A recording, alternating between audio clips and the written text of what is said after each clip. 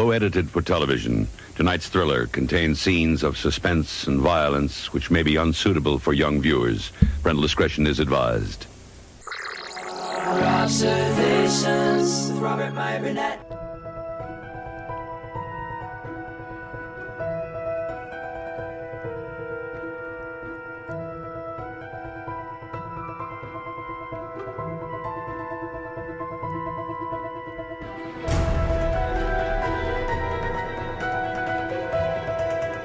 Well, greetings, imagination connoisseurs. Once again, it is I, your Duke of Dope Discourse, your master of fun and wonder, your viceroy of verisimilitude, your sommelier of sci-fi and cinema, your evangelist of the imagination, and the perhaps never to be defined existential Mr. Rogers.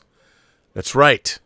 Moi, Robert Meyer Burnett, and I'm Rob casting from right here in the Robservatory. To you imagination connoisseurs, you members of this, the Post-Geek Singularity community. This is Robservations episode number 1085. So it's probably comes as no shock to anybody who watches this channel or has watched me or knows my work. By the way, I was told just the other day that the only value I have in life is to play second fiddle to John Campea and just be his yes man and agree with everything he says. Needless to say, I object to this characterization. I don't think that's fair at all. I think that person has never watched this show. And for the record, John Campea and I disagree on a lot of things. But anyway, as you know from this channel, I am a lifelong imagination connoisseur. My imagination connoisseurship, I mean, I'd like to say it happened when I was around 5 and 6 when I started watching Twilight Zone, Star Trek, The Outer Limits. I saw War of the Worlds, Byron Haskins' 1953 War of the Worlds for the first time. Also saw Planet of the Apes. You've heard these stories a million times. You don't need to hear them again, but there's always new people. New subscribers every time I go on Friday Night Tights, Gary Beekler's show. Thank you, Nerdrotic, for bringing me on. I get a lot more subscribers, which is always a good thing. But that's not why I do it. They asked me to come on to talk some Star Trek, which I love doing. Although I have to say, this year is Star Trek's 60th anniversary, and I have nothing more to say about Star Trek unless there's going to be news about a new movie, or I will talk about Star Trek closer to its 60th anniversary. But people are asking me, will I be reviewing Star Trek Starfleet Academy? No. I've said everything I need to say about it on other people's channels, and while I'll make a few quips about it tonight, to me, they've lost me. They've lost somebody. Star Trek has mattered to me for over a century. I have a lot of professional connection to Star Trek. I've never actually worked on Star Trek itself, but I've worked on Star Trek adjacent things, and I, of course, produced documentary material for the official releases of Star Trek The Next Generation and Star Trek Enterprise. Worked on the Star Trek experience in Vegas, creating everything that went in the museum, all the videos that you saw. And I was a paid Star Trek consultant for CBS Viacom licensing, actually, back in the 90s. And, of course, I wrote and directed Free Enterprise, which is about my obsession with Star Trek, and it stars William Shatner. But beyond that, Starfleet Academy lost me. It's interesting, you know, you have plenty of things within Star Trek that pointed the way, actually, to what Starfleet Academy could be, and all of that was rejected because the people who currently make Star Trek don't watch Star Trek. But I'm out. If you want to see what I have to say about Starfleet Academy, you can see it on, they clipped it out, and you can see it on Nerdrotic's channel. That said, there are other things, better things, that have completely eclipsed what Star Trek has meant to me. And I would say that in terms of the last, well, since the 2020s, there has been a show that has replaced Star Trek for me. And everything I loved about Star Trek, this show embodies, which is not surprising considering the co-creator of the show is Ron Moore. And Ron Moore began his writing career in the 3rd season of Star Trek The Next Generation with a spec episode he wrote called The Bonding. Ron Moore went on to write, of course, for Deep Space Nine. He co-created the reboot of Battlestar Galactica, one of the finest science fiction shows of the 21st century. He also, Outlander is another show of his. He is currently working on Sony's God of War series, which he is show running. They, of course, cast Kratos in that show. But the show that has supplanted Star Trek for me, actually, in my mind, it is the great Star Trek prequel. Even before Enterprise, it shows sort of the birth of what I'd like to believe is the birth of the Star Trek universe. It's, of course, the Apple series For All Mankind, which is, in my estimation, criminally underseen. Now, if you haven't seen For All Mankind, it is an alternate history of our Earth, American history, and world history, beginning, I guess, the deviation point for us, maybe a little earlier because not all the characters are the same, but the Soviets beat us to the moon in July of 1969. We did not land there first. And For All Mankind begins at that point. What might America look like if we didn't land on the moon before the Soviets? And those people, yes, first of all, we did land on the moon.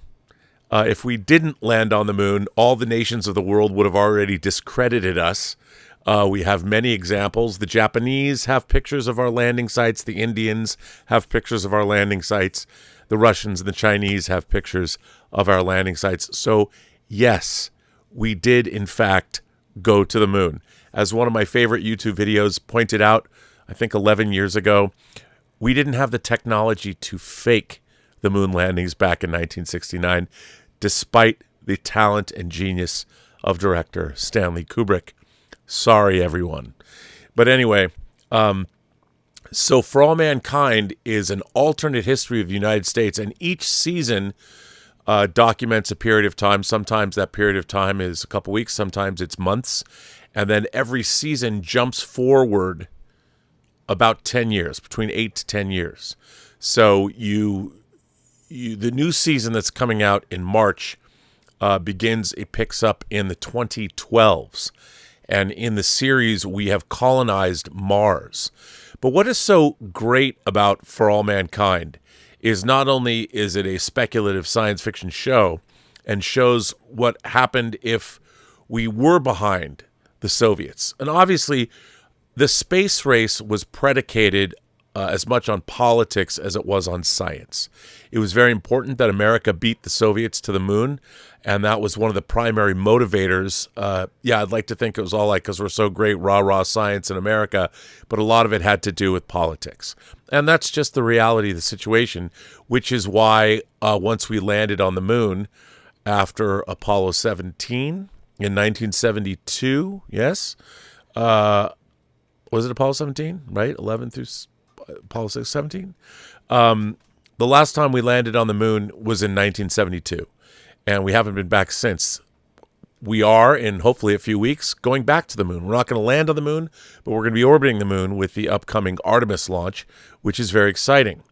But part of the reason that we've never expanded out into space is there was really no political will to do it, which is unfortunate because, as For All Mankind posits, space research led to a lot of technical innovations. And one of the interesting things, it's kind of an aside, but it's definitely there, is For All Mankind posits the idea that NASA was able to patent all of its innovations, which allowed it to fund itself. So it was sort of, while there was a lot of political and military maneuvering that goes on in the show, and we see a lot of that, and don't get me wrong, the Cold War that continues with the Soviets and with other nations kind of stands in for what the nation-state competitions that have gone on in real life, but in an interesting science fiction speculative way. And all of those kinds of things, it's really interesting to think about. For instance, electric cars and certain technology in For All Mankind. We get it much earlier as a byproduct of space research, which could have happened in real life, which is why the show is not only fascinating, but it's kind of, in a way, it makes me feel a little melancholy and sad for what could have been and where we could have been. And one of the things that the show has going for it, like the original Star Trek, is it is a show about really smart people doing really smart things. And they are not infallible. They are very human. And a lot of people who don't love For All Mankind, they want the space adventure, but the human adventure and the human interaction, and I'll freely admit this, can sometimes border on very soap opera-esque. But you're trying to keep it grounded. And it's that grounding, the reality of people. And first of all, I love the characters. I love seeing people like Werner von Braun. And then they have fictional characters. Ren Schmidt's Margot is one of my favorite characters. Coral Peña's Alita, her journey from the first season to where we find her in season 5 is amazing. And they dealt with the fact that there was going to be a female space program. And in this show, we continued what the Mercury 13? We had that, and then it was scrubbed. But in the For All Mankind universe, because the Russians put a woman on the moon before we do, our space program decides to move forward with the female astronaut program. And another thing that's really great is, we lose some characters along the way. So it's spanning a 50-year period of time. So many of the characters that we knew and loved that began the first season are no longer with us in season 5. Some are not. So each season has new characters. Some stay, some are brought forward, and that has been a joy. And then we see the offspring of some of our characters and what happened to them. So for me, For All Mankind it's a joy on many different levels. I think it is a very humanistic show, and it shows how smart, capable people can work together to achieve great things. It is aspirational. Also, at its core, it talks about the importance of science. It talks about the importance. It is very much a meritocracy. You have to be very, very, very, very, very good at what you do to have the right stuff and to move out onto the stars, which is something I thought that Star Trek used to have instead of celebrating the middle.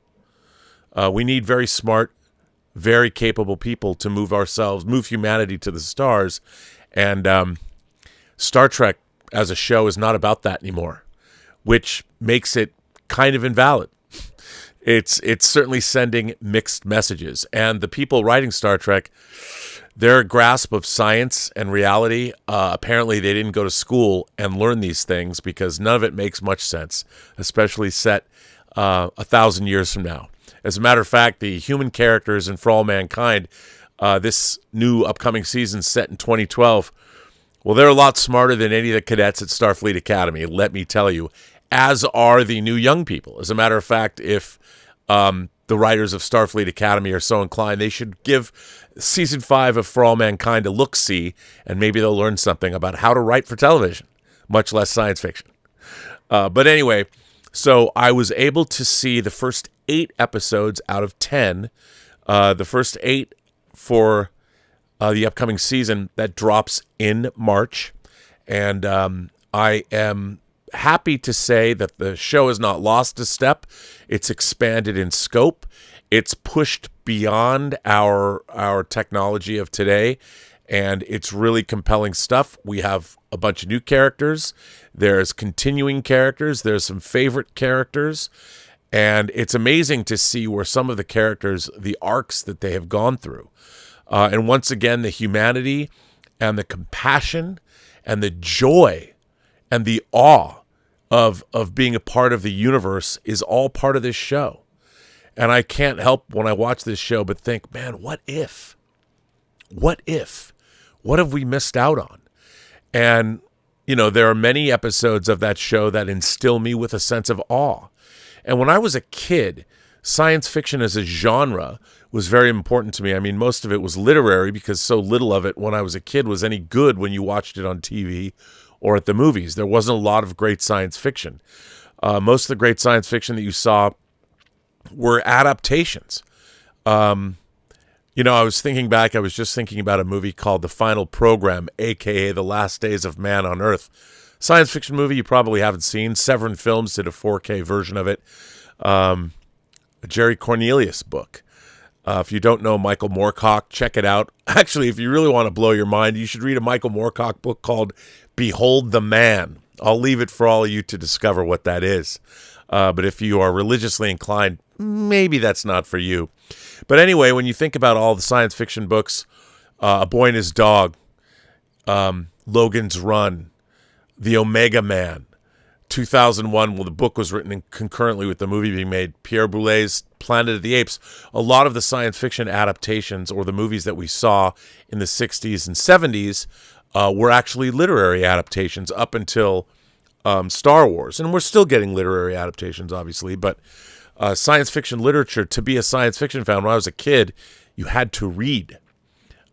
That's where all the great science fiction was at. And as a matter of fact, if you'd go to a convention and you were just saying, well, I really love The Fantastic Journey. That was a great show. People would look down at you and you weren't respected. You had to read. You had to read science fiction books, not the Cliff's Notes, man. You had to sit down and focus. You couldn't listen. You had to read. People are always like, well, I listened to the audiobook. Hey, that's great. But the brain works differently when you're reading. And I highly recommend it as an activity, especially if you're reading some great science fiction. But anyway, For All Mankind Season 5 is absolutely terrific. It really extends the show further. It deals with many of the same themes that were happening in Season 4, obviously, but then it pushes them forward. And again, the geopolitical situation of Earth is extraordinarily interesting in Season 5, as it has always been. One of the really interesting things is how the show has worked in something analogous happens in the show that happened in our life, but with a twist. And it's really interesting to see how the writers of the show use real history to inform the storylines that they've come up with, which is really exciting. And Season 5 is absolutely a banger season of television. Also dropping in March is, of course, Project Hail Mary. And for those of you who know me, you know that Project Hail Mary is one of my most eagerly awaited films. I can't believe that we're going to get Dune Part 3, which is an adaptation of Dune Messiah and probably some of Children of Dune as well, and Project Hail Mary, two very fine literary offerings that have been turned into big budget movies. Now, a lot of people would say, for you science fiction fans out there, I loved Project Hail Mary. I really did, but no one is going to mistake Project Hail Mary is what I like to call populist science fiction. It was written by Andy Weir. It's his third book after The Martian. He wrote The Martian. And as a matter of fact, I'd like to think that Project Hail Mary, even though the people that made the Project Hail Mary have nothing to do with the people that made The Martian. The Martian's a Ridley Scott book, Ridley Scott production. And of course, Project Hail Mary is Lord Miller from 21 and 22 Jump Street and also Into the Spider-Verse. But they were the first directors of Solo, but this is their first big live action film.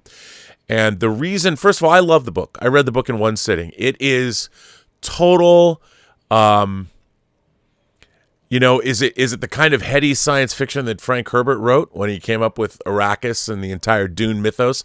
No.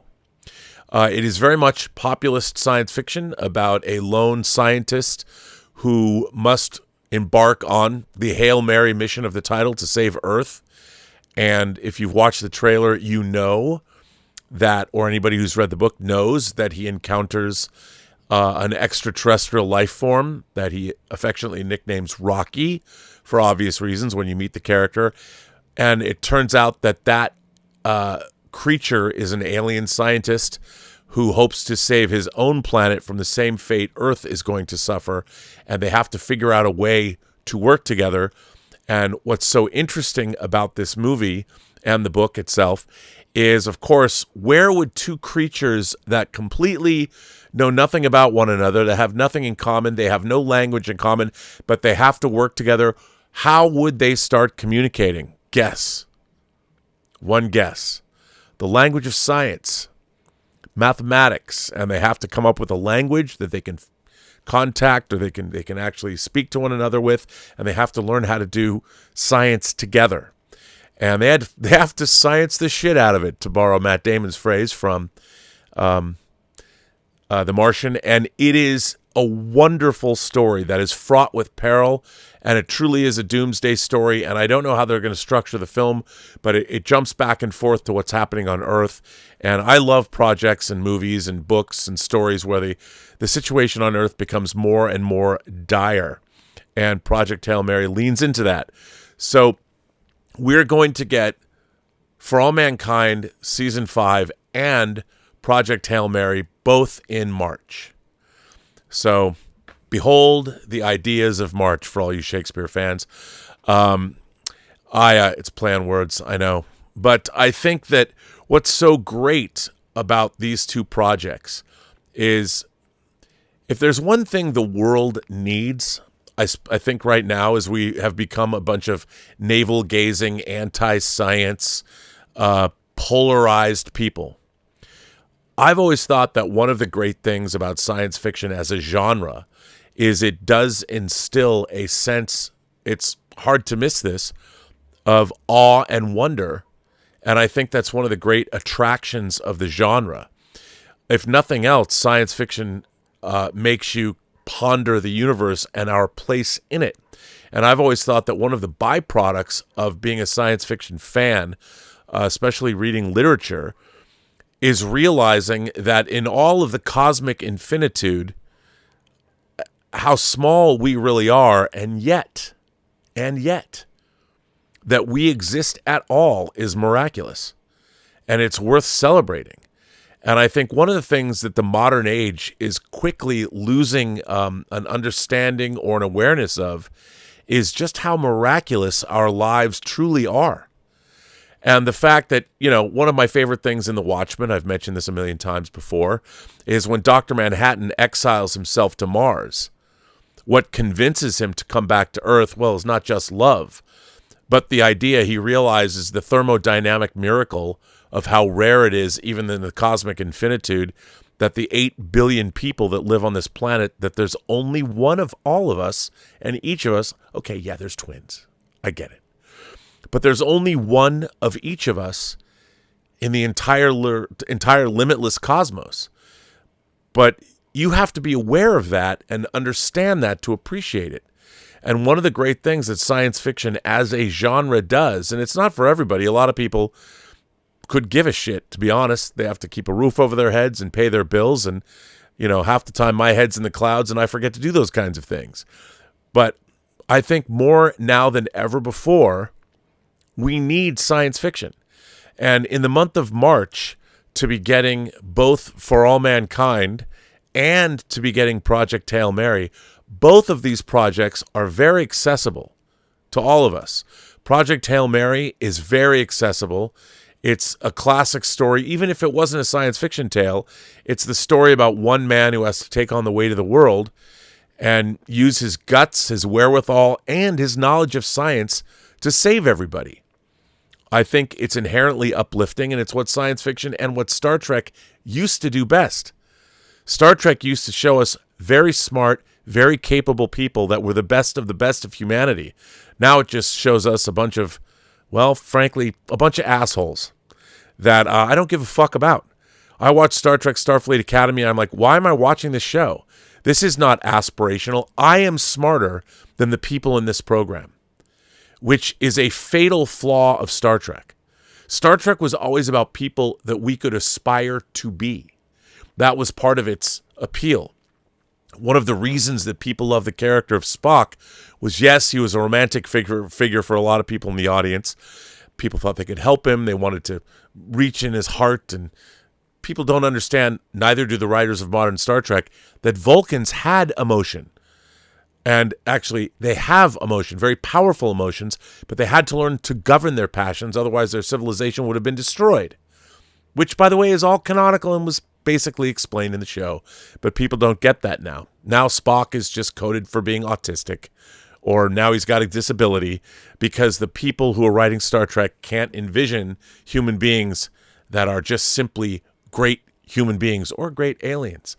They have to bring them down to Earth by saddling them with trauma. It's the laziest kind of writing ever. But I digress. The great thing about Project Hail Mary is it gives us an everyman. Rylan Grace? Ryan Gosling's character, even though he's very brilliant, is a stand-in for all of us. And great science fiction asks us, I think, could we step up if we are called upon, like Frodo Baggins, if we can't choose the time in which we live in, but it's how we live our lives. I mean, that's one of the great things about fantastical stories. But anyway, both Project Hail Mary and For All Mankind deal with space, which I will watch anything where anybody goes into space. For those of you who are, asking, you're either an Armageddon person or a Deep Impact person. I am a Deep Impact person, but I will always watch Armageddon with a big smile on my face. Don't think I won't watch one. But if given a choice, I'm a Deep Impact guy. As a matter of fact, I saw a clip of Deep Impact on it just popped up on YouTube. I'm like, Deep Impact clip, I'll watch it. But the same is true of Armageddon anyway. But yes, what kind of person are you? Are you a Deep Impact person or an Armageddon person? Go down in the comments and tell me why and who. And there are no wrong answers, But anyway, you're kind of like a Nirvana person or a Pearl Jam person. But that's another movie I hope to make someday. And that's not set in space. But it's great to have this. And I would ask people, it is shocking to me how many science fiction and Star Trek fans have not watched For All Mankind. It's on Apple. They have devoted a lot of time to it. Now, I understand it is a slow burn, and it doesn't exactly, there are no lightsabers in it, and it's as much a human drama as it is a science fiction show. But it's a really interesting program, and there's a lot of extra videos where they talk about the real history behind the show. And, to me, if you like shows like Friday Night Lights, which I do, I consider Friday Night Lights a Star Trek series set on Earth about East Texas football. Try and figure that one out. A lot of people don't get it. I don't mean it's literally like Star Trek, but it could be. And if I was making a Starfleet Academy show, that's one of the shows I would look at and go, this is the kind of show we should emulate. Not exactly, but you know what I mean? You'll figure it out. But anyway, I wanted to just delve in for a minute. Well, not just a minute, but talk about what is science fiction. I feel that both in the literary world and in the media, the value of science fiction has sort of been changed a little bit. And there's a couple of articles one article that is particularly long that I don't know if I'm going to read the whole thing. But I found these articles that I'd like to delve into just quickly. And one of these is a quick read. It came from Medium. And I just want to zip through this one because this one's quick. A look into the future, the value of science fiction. This is from April 12th, 2019. And you don't have to burn books to destroy a culture. Just get people to stop reading. Well, we're there. Literacy rates are plummeting. Ivy League schools, they can't get the kids that have been Ivy Leaguers don't read books. I don't have the attention span. Shocking, people. Shocking. Science fiction is the telescope that looks into the future. Through science fiction literature and films, we're able to address technological change, existential risks, and cultural crises that may define our future. This form of deep imagination is the ultimate form of preparation. It not only allows us to speculate what the future could look like, it also gives us tools to draw from when and if these similar events actually take place. And to help prove our point, here's how some of the greatest science fiction minds speak about the value of the genre. Isaac Asimov, who created the 3 laws of robotics, and of course, you've seen his work adapted in the Will Smith movie I, Robot that Alex Proyas directed. He says, it is change, continuing change, inevitable change. That is the dominant factor in society today. No sensible decision can be made any longer without taking into account not only the world as it is, but the world as it will be. Science fiction writers foresee the inevitable, and although problems and catastrophes may be inevitable, solutions are not. Individual science fiction stories may seem as trivial as ever to the blinder critics and philosophers of today, but the core of science fiction, its essence, has become crucial to our salvation, if we are to be saved at all.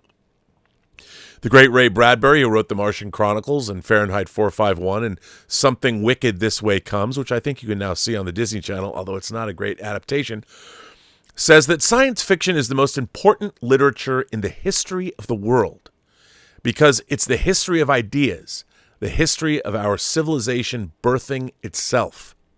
Science fiction is central to everything we've ever done, and people who make fun of science fiction writers don't know what they're talking about. We need not to be let alone. We need to be really bothered once in a while. How long is it since you were really bothered about something important, about something real?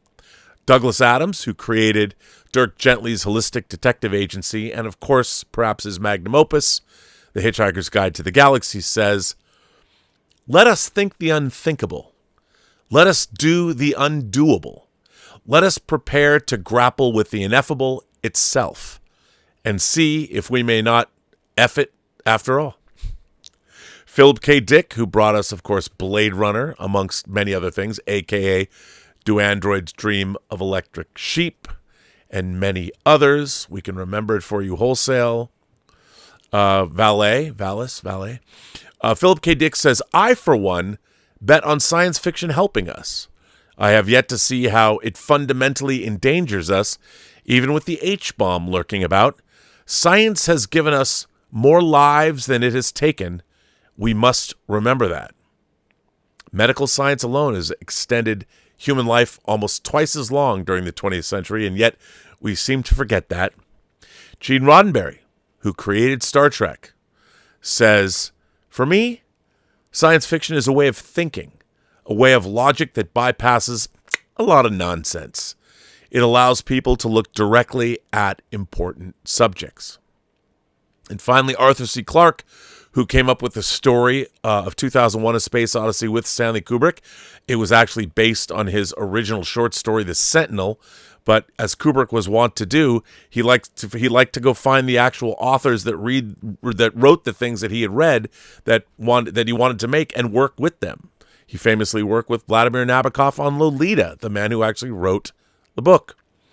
Arthur C. Clarke said, There's no real objection to escapism in the right places. We all want to escape occasionally, but science fiction is often very far from escapism.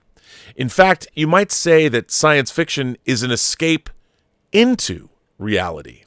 It's a fiction which does concern itself with real issues, the origin of man, our future. In fact, I can't think of any form of literature which is more concerned with real issues and reality. I thought that was just a quick little overview of some thoughts about science fiction. I've loved science fiction. I always paraphrase Brian Aldiss's definition, and he basically said, to wit, in our science fiction is the attempt to make sense of our lives and our confused state of knowledge. That's actually not a very good paraphrasing of what Brian Aldiss said, but if you look it up, Brian Aldiss's definition of science fiction, I believe Brian Aldiss wrote the short story Super Toys Last All Summer Long, which is what Kubrick based AI on, or at least what he started to base AI on. And of course, he died before he could make that movie, and he gave it to Steven Spielberg to make. So Kubrick in his later years wanted to achieve the kind of commercial success that Spielberg achieved, and he never could do it. And he thought that Spielberg could make AI more successful than he could, even though he worked on that film for quite some time. Now, one of the interesting those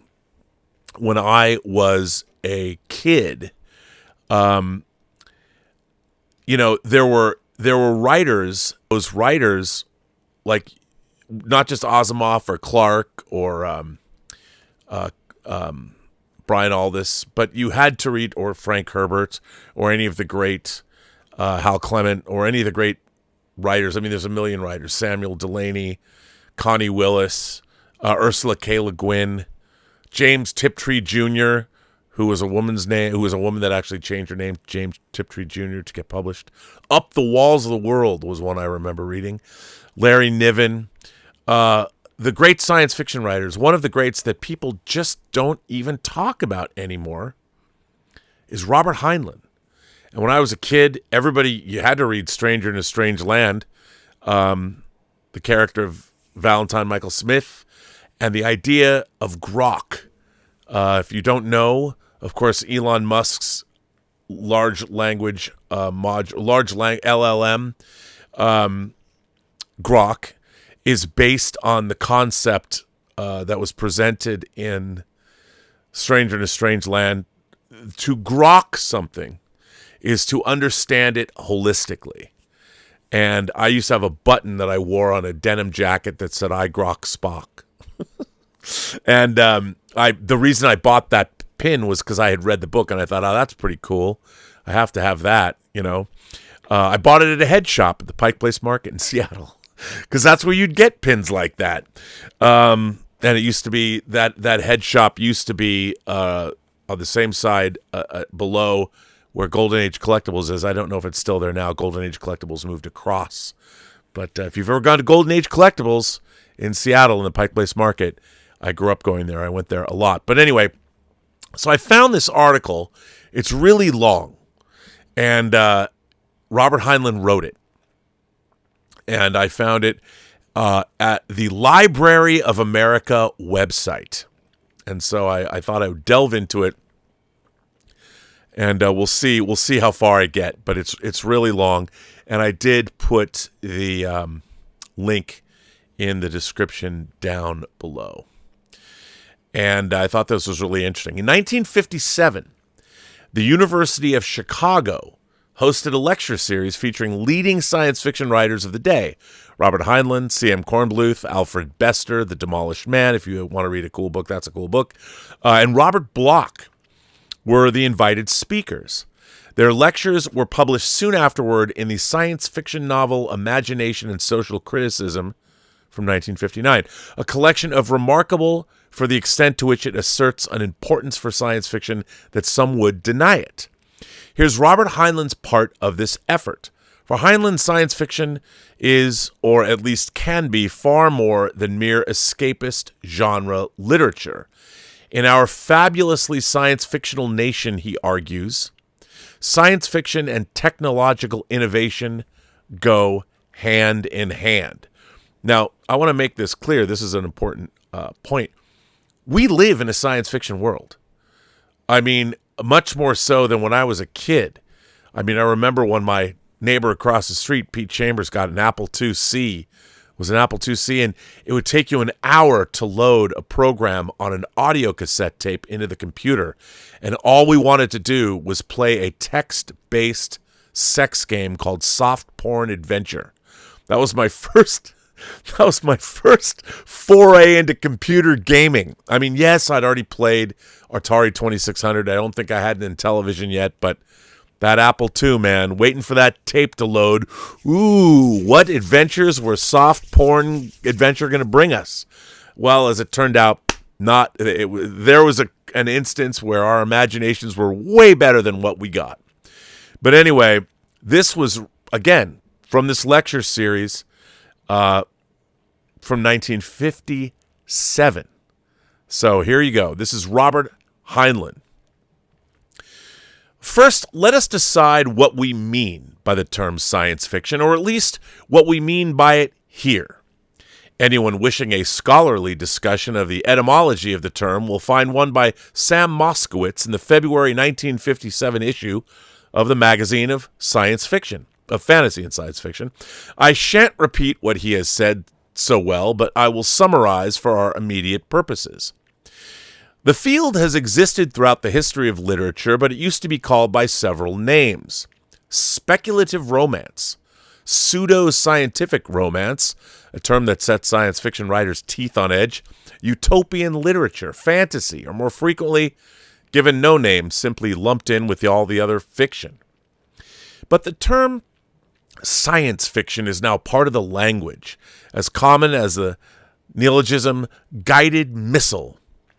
We are stuck with it and will use it, though personally I prefer the term speculative fiction as being more descriptive. I will use these two terms interchangeably, one being the common handle, the other being the one that aids me in thinking, but with the same referent in each case. Science fiction means different things to different people. When I make a word do a lot of work like that, said Humpty Dumpty, I always pay it extra. In which case, the term science fiction has plied up a lot of expensive overtime.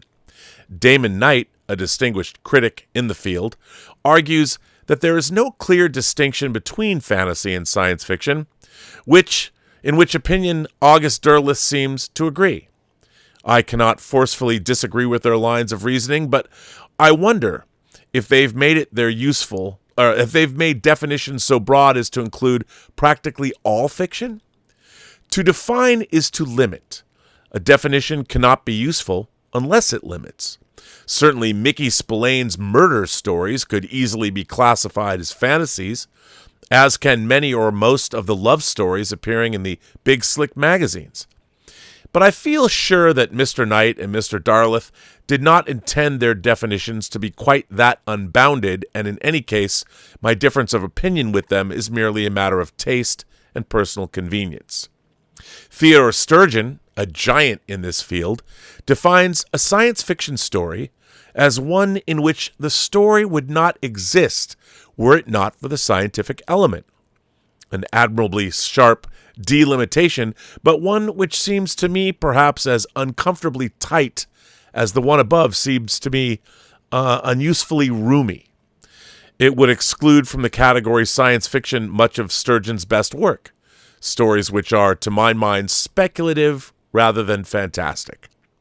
There are many stories that are lumped into the class science fiction in the minds of most people, and mine, which contain only a detectable trace, or none, of science. For example, and you should all read this because it's no more true than it is today, Sinclair Lewis's It Can't Happen Here, Fritz Lieber's great short story, Coming Attraction, Thomas F. Tweed's novel, Gabriel Over the White House, which, by the way, as an aside, Gabriel Over the White House was turned into a movie that I had never seen or even heard of before, because I didn't know the book, that you can get from Warner Archive, and it's quite worth seeking out. All three stories are of manners and morals. Any science in them is merely parsley trimming, not the meat.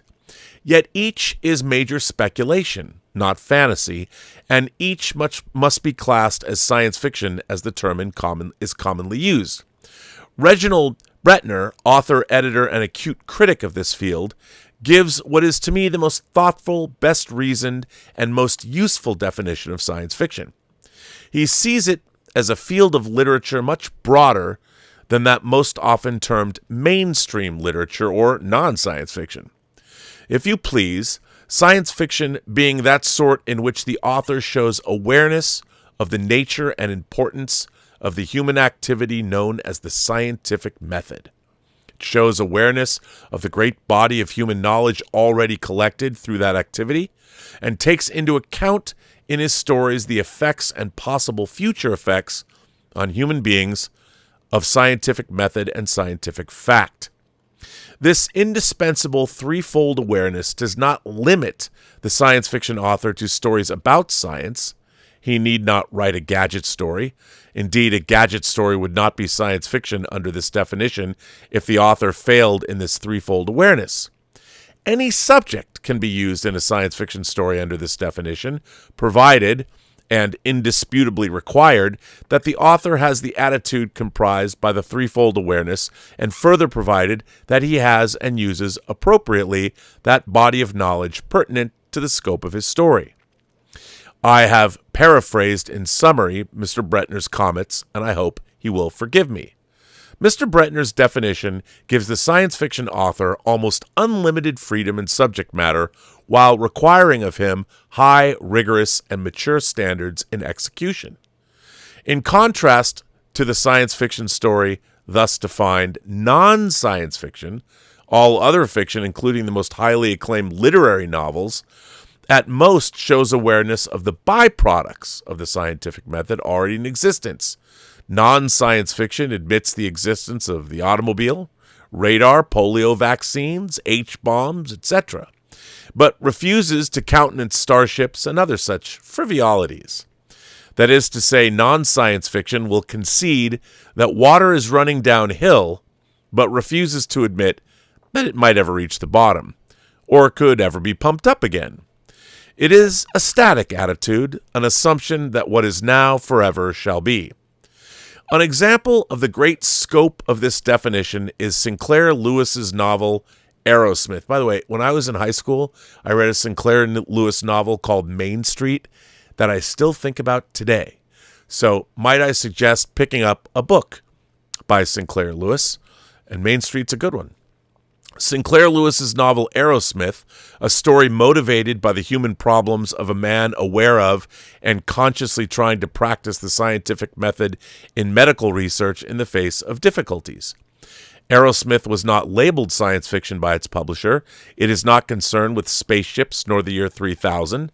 Nevertheless, it is science fiction at its best. It shows that threefold awareness to the utmost and is a rousing good yarn of great literary merit. But let's back off for a moment and compare science fiction with other forms of fiction. First, what is fiction? The Merriam-Webster Dictionary says, works of imagination in narrative form. Funkin' Wagnalls says, it's imaginative or imaginary narrative. Thorndike Barnhart says, prose writings about imaginary people and happenings. Fowler's modern English usage equates fictitious with imaginary. These reasonably equivalent definitions are all based on the common element imaginary. So let's put it in everyday words. Fiction is storytelling about imaginary things and people. These imaginary tales are usually intended to entertain and sometimes do. They are sometimes intended to instruct and occasionally manage even that. But the only element common to all fiction is that all of it deals with imaginary elements. Even fiction of the most sordid and detailed ashcan realism is imaginary, or it cannot be termed fiction. But if all fiction is imaginary, how is realistic fiction to be distinguished from fantasy? The lexiconographers cited above are not quite so unanimous here. However, I find certain words used over and over again in their discussions of fantasy: dream, caprice, whim, fanciful, conceit, figment, unreal, irrational. These descriptive words have a common element. They all imply imaginings which are not limited by the physical universe as we conceive it to be. I therefore propose to define fantasy in accordance with the implication common to the remarks of these lexiconographers. There have been many wordy and fruitless battles over the exact meaning of the word fantasy. I have no intention of starting another. I ask merely that you accept, for the purpose of better communication during the balance of this essay, a definition based on the above. When I say fantasy fiction, I shall mean imaginary and not possible in the world as we know it. Conversely, all fiction which I regard as imaginary but possible, I shall refer to as realistic fiction. Imaginary, but could be real so far as we know the real universe. Science fiction is in the latter class. It is not fantasy. Hear, hear. I'm not condemning fantasy, I'm defining it. It has greater freedom than any other form of fiction, for it is completely independent of the real world and is limited only by literary rules relating to empathy, inner logic, and the like. Its great freedom makes it, in the hands of a skilled craftsman, a powerful tool for entertainment and instruction. Humor, satire, gothic horror, anything you wish. But a story is not fantasy simply because it deals with the strange, the exotic, the horrible, the unusual, or the improbable. Both fantasy and realistic fiction may not have any of those elements. It is a mere provincialism to confuse the wildly strange with fantasy. A fantasy story is one which denies in its premise some feature of the real world. It may be quite humdrum in all other respects. Eric Knight's The Flying Yorkshireman. Conversely, a realistic story may be wildly strange while holding firmly to the possibilities of the real world. E. E. Smith's Gray Lensman. The science fiction author is not limited by currently accepted theory nor by popular opinion. He need only respect established fact. Unfortunately, as in today, there is never full agreement as to the established facts, nor as to what constitutes the real world, and definitions by intention are seldom satisfactory. But these two terms, I mean the factual universe of our experience in the sense in which one would expect such words to be used by educated and enlightened members of Western culture in 1959. Even this definition contains semantic and philosophic difficulties, but I shall not attempt to cope with them in this limited space. I will limit myself to pointing out some stories which, in my opinion, deny some essential fact of the real world and therefore are, by the imaginary and not possible definition, fantasy. Now, this essay goes on for quite some time, but I really did like what he had to say about the difference between science fiction and fantasy. In his definition, Lord of the Rings is a fantasy. And Dune is, well, not. I mean, there's science fiction elements in Dune. And if you think about things like, is a sandworm, is an Arakean desert sandworm fantasy or science fiction? Well, it's fantasy, but even though it's a fantasy creation, it's constrained by the physics of the real world as we know it. It, for instance, doesn't necessarily breathe fire. But what Herbert tries to do is create a world that is bound by our physics, and of course bound by the physical rules of the universe.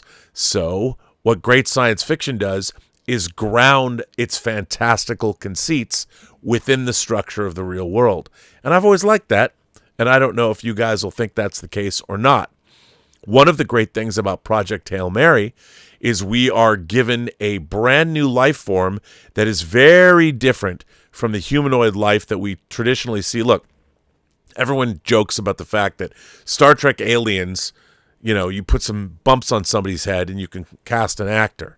Well, canonically in Star Trek, they've always posited that maybe an alien race, such as the Preservers, as established in the third season Star Trek episode, the Paradise Syndrome, seeded or brought humanoid races to the Milky Way galaxy. And then, of course, the sixth season Next Generation episode, The Chase, flat out stated that.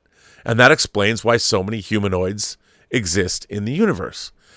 I mean, obviously, like the transporter itself, that surmounts a production problem, because that way, look, creating even CG aliens is incredibly expensive on a television budget. That's why House of the Dragon and Game of Thrones are expensive shows to make. But anyway, one of the great things about Project Hail Mary is it truly presents an alien life form, and it gives you very much, like Heinlein says, a way of dealing with a fantastical creation, but that fantastical creation is surrounded by the physics of the real world.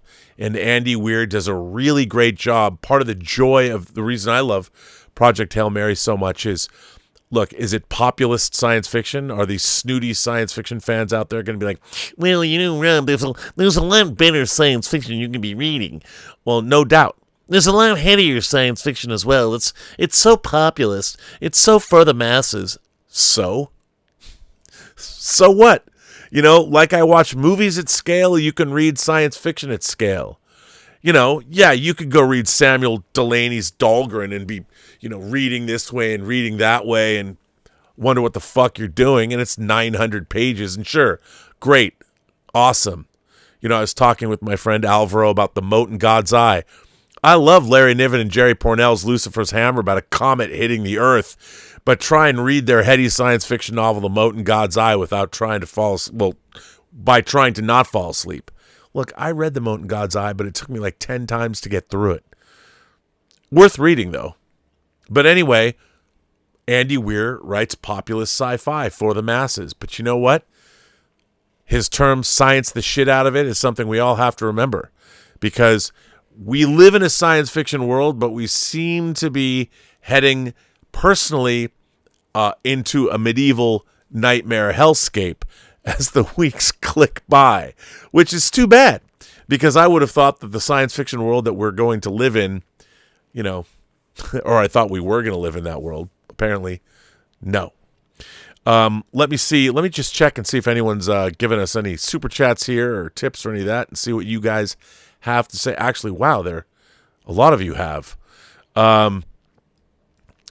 Let's see.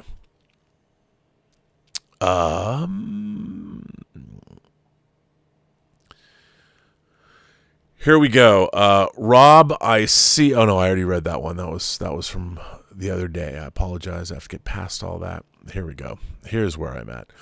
Warren 1765 says a $50 super chat. Warren, that's very graceful of you. Thank you. You made a movie about being a fan and have worked with Paramount for years. Why didn't you get a leg into the creative side? Why aren't you Ron Moore? That is it's kind of accusatory. That is a very interesting question. You need both. One of the I mean, that's a very good question. Why haven't I done more? One of the things, I would say the great fit, since you're asking me to look inward and look at myself, is I did not focus. And if you want to get into the entertainment business, you really need to pick a focus. My problem was I was interested in all of it. So I first started out, my first job in the industry was I was a PA on Texas Chainsaw Massacre 3. Now, I worked for the art department. Now, if you stayed on that track, I would have probably, I might have even worked my way up to become a production designer, although I doubt that would have happened. But if you're working in production and you're working in the art department, it's so much fun. Love doing it. But it wasn't really what I wanted to do. I wanted to make films. So then my next job was I worked at Warner Brothers. I worked for the senior vice president of physical production as a management trainee. And I was literally at Warner Brothers and saw at the studio level how movies are made. I literally had a small office in the executive building. I was in and out of all the people that ran Warner Brothers' offices all day long. And that was fascinating, too. I had an incredible time doing that, but it wasn't making movies. I was meeting people that greenlit movies. But the funny thing is I wasn't forging. I was learning, but I wasn't forging. I wasn't somebody that was trying to ingratiate myself to the power brokers in Hollywood, although that might have helped me. I was more interested in the people that were making movies. And then what I did was I worked in makeup effects. That's how I worked on movies. Like after I got out of Warner Brothers, you were only there for a limited time. I read scripts for a living, but then I went to work for Altarian Studios as basically a PA there. But because I had production knowledge, I was going on set, and I was on the set of Army of Darkness. I worked on a movie called Cast a Deadly Spell that Gail Ann Hurd produced. I worked on Mick Garris' Sleepwalkers, the Swamp Thing TV show. I did that. That was a lot of fun. Then I went to Full Moon Entertainment, and I edited my first feature, which was Arcade, and I really liked editing. Then I fell into editing, and then in the 90s, I was both reading scripts and I was editing low-budget films and specialized in working with first-time directors and was editing movies and learned post-production. So even then, I was bouncing around doing things. I was trying to learn holistically the entire business. And it wasn't until I made my first film, I wrote and directed, co-wrote, and then directed and edited Free Enterprise, which came out in 99. It's out of print, but the version you can get is not the version I would prefer. Hopefully we can get it out by the 60th in 4K. But, that I did that, but that movie didn't make any money, which was a bummer. We went on the festival circuit. You think you're going to be a big cause celeb in the new thing. I won an award from the WGA for Best New Writer. And then nothing happened with the movie. And then I fell into DVD special features. And the fan in me took over, and I worked, what was I doing there? I was on the sets of X-Men, Lord of the Rings, Chronicles of Narnia, Superman Returns. I mean, I was watching $100 million franchise movies get made, carrying around a camera, documenting. I could ask anybody who did anything about how they were making movies, and it was incredible.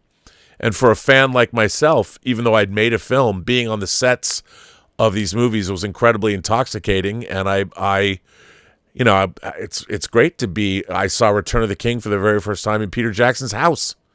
He showed it to us, an early version that's very different than the movie that got released. I mean, what's not to love when you go to Peter Jackson's house and watch Return of the King? I mean, it was for the very first time when it was a very unfinished film. I mean, I was living my own dream. So what I wasn't doing was focusing on going into production. And to work in television is a whole different thing. I was completely on the feature film side. I was not working in television at all. Although I did have some contact with people back in the day because I knew a girl named Heidi Julian, who took me to Star Trek The Next Generation Christmas parties where I got to meet Gene Roddenberry, and I had all kinds of contacts. I worked on the Star Trek Experience, creating videos for that. So I never focused in terms of trying to go into that because that was a whole different way to go. And I didn't do that. And, also I developed and produced Agent Cody Banks and got my friends Zach Stentz and Ashley Miller was instrumental in getting them their first job rewriting that script. That was their first feature cell. They went on and did Thor and X-Men First Class, and they've gone on to do all kinds of things. I got to work with Ashley. I edited 3 seasons of the Netflix series Dota Dragon's Blood. We started that during the pandemic. So I've had a really fun career where I've done a lot of things. The last work I did, you can see a movie I produced called Forbidden Tango. It's a low-budget family Jewish-themed comedy. And we have a new movie coming out called White Devils. And next month I have the audio drama True Noir that's written by Road to Perdition writer Max Allan Collins. It'll be available everywhere. I'd never done an audio drama before, but I did it the way I wanted to do it. So I've done a lot of work. The problem with Star Trek, unfortunately, would I have liked to work on Star Trek? Yes, but nobody would ever let me work on a television show at that level because I've never done it. I've just never worked. And if I wanted to get in there, I'd want to work with the writers. I'd want to talk to them. I'd want to be... Look, I could totally be a television showrunner because I could run a show. I could run the actual physical production of a show if called upon to do so. I mean, I produced a horror film for Warner Brothers, The Hills Run Red, in Bulgaria. We did that in 2008. So I've done a lot of different things. And by the way, if you can find the out of print Shout Factory Blu-ray, it's the most self-indulgent Blu-ray ever made. But that's why. I mean, but I could. I think I have a vast repository of knowledge. It's just the entertainment business wants to define you. And, I made one movie 26 years ago, unfortunately. So everything is tough. Cinema 13 asks, have you seen Mary Trump's podcast, Trek Politics? Yes. Had Terry Matalas on. Terry Matalas has been on this channel as well. This week, she speaks about the first 2 Starfleet Academy episodes.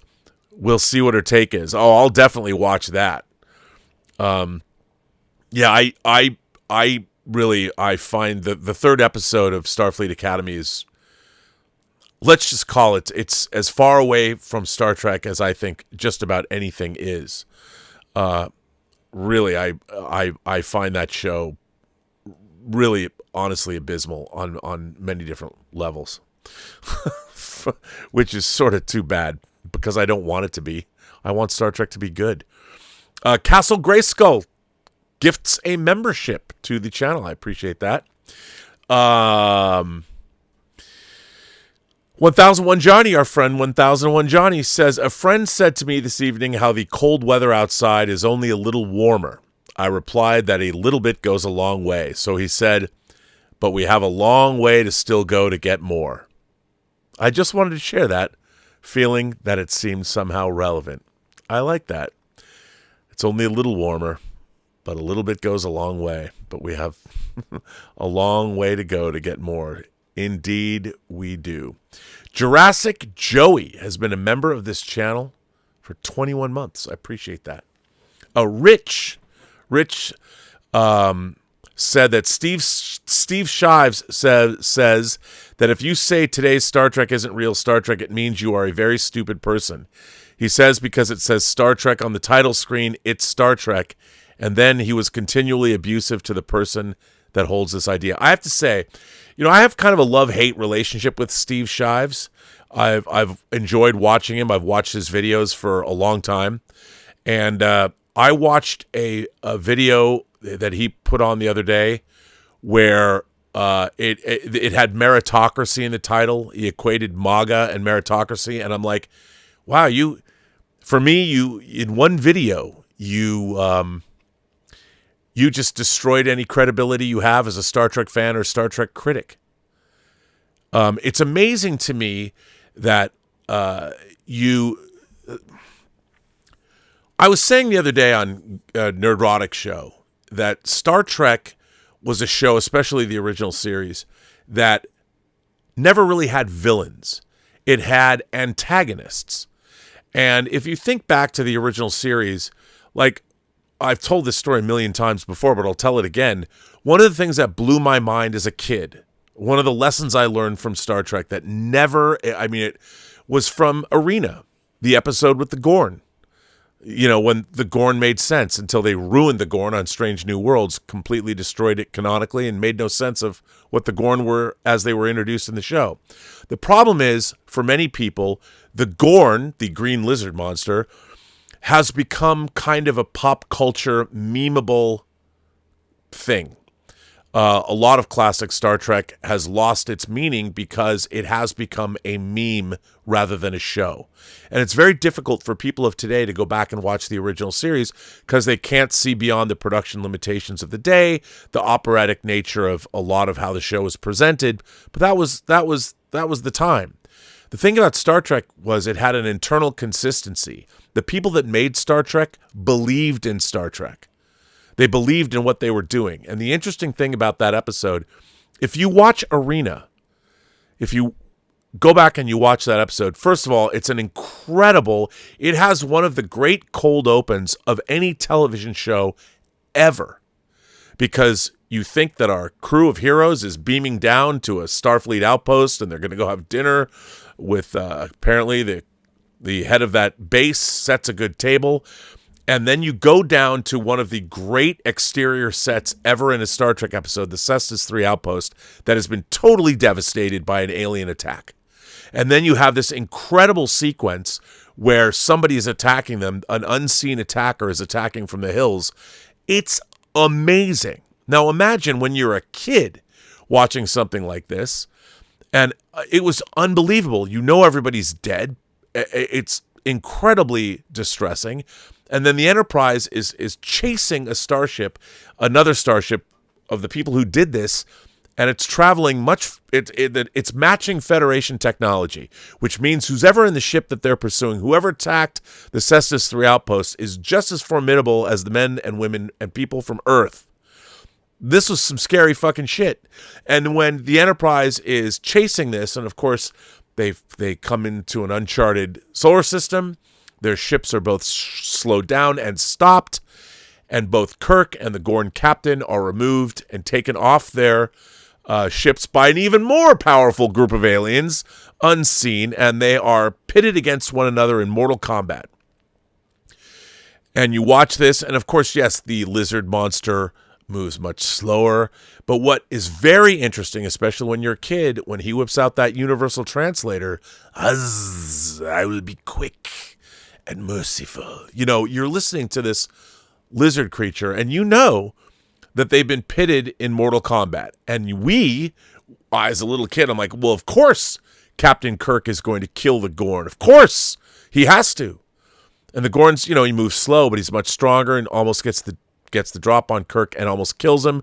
Kirk, however, he realizes there's minerals on the planet that will allow him to make gunpowder, and he's able to fabricate a cannon and take the lizard monster out. And he finds out it's a Gorn, obviously. And when he's about to deliver the killing blow, when Kirk is right there, and I was a kid like, kill him, motherfucker! I'm ready for him to die. What does Kirk do?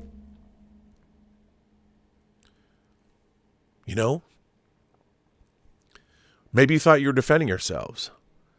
Kirk realizes, he thinks to himself that we could be wrong. We don't know all the details. We might have built our Cestus 3 base in space that wasn't ours, space that was coming. We don't know. We're pushing out into the universe, and there's a possibility we were in the wrong. And Kirk does not deliver the killing blow. And I'm a little kid, and I'm like, here's my fictional hero, Captain James Tiberius Kirk, and I figured I knew what he was going to do. Of course he's going to kill the Gorn. And then I realized, and when Kirk's going, what do you mean?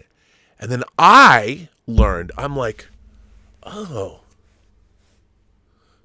And then the Metron shows up. You know, looks like a little Greek god, a little philosopher, little twink running around. But of course he's much smarter. And he shows up and he goes, huh. You know, we scanned your ships and you've just shown us a quality of mercy. What you've done, Captain James Tiberius Kirk, is you've shown us something that we didn't expect from you. Humanity surprised us. And the Gorn is put back on his ship, and Kirk is put back on his ship. And you know, the Gorn's not stupid.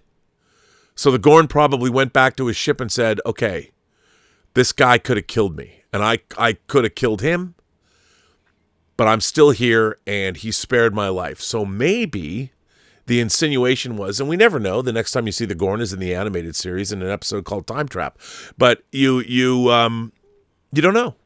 But the possibility exists that what Kirk did is he showed the Gorn a quality of mercy as well.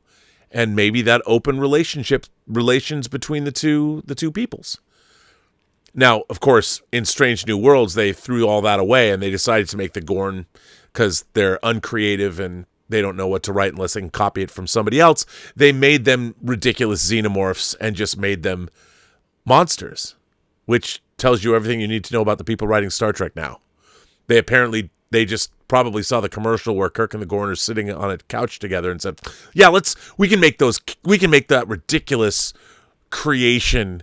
We can make that creation. We'll make them cool. They were already cool. They were cool in 1966 in Arena. So anyway, Gene Kuhn knew what he was doing. But anyway, yeah, Steve Shives he lost me with that video he put up the other day, and I don't know where that came from. And the fact that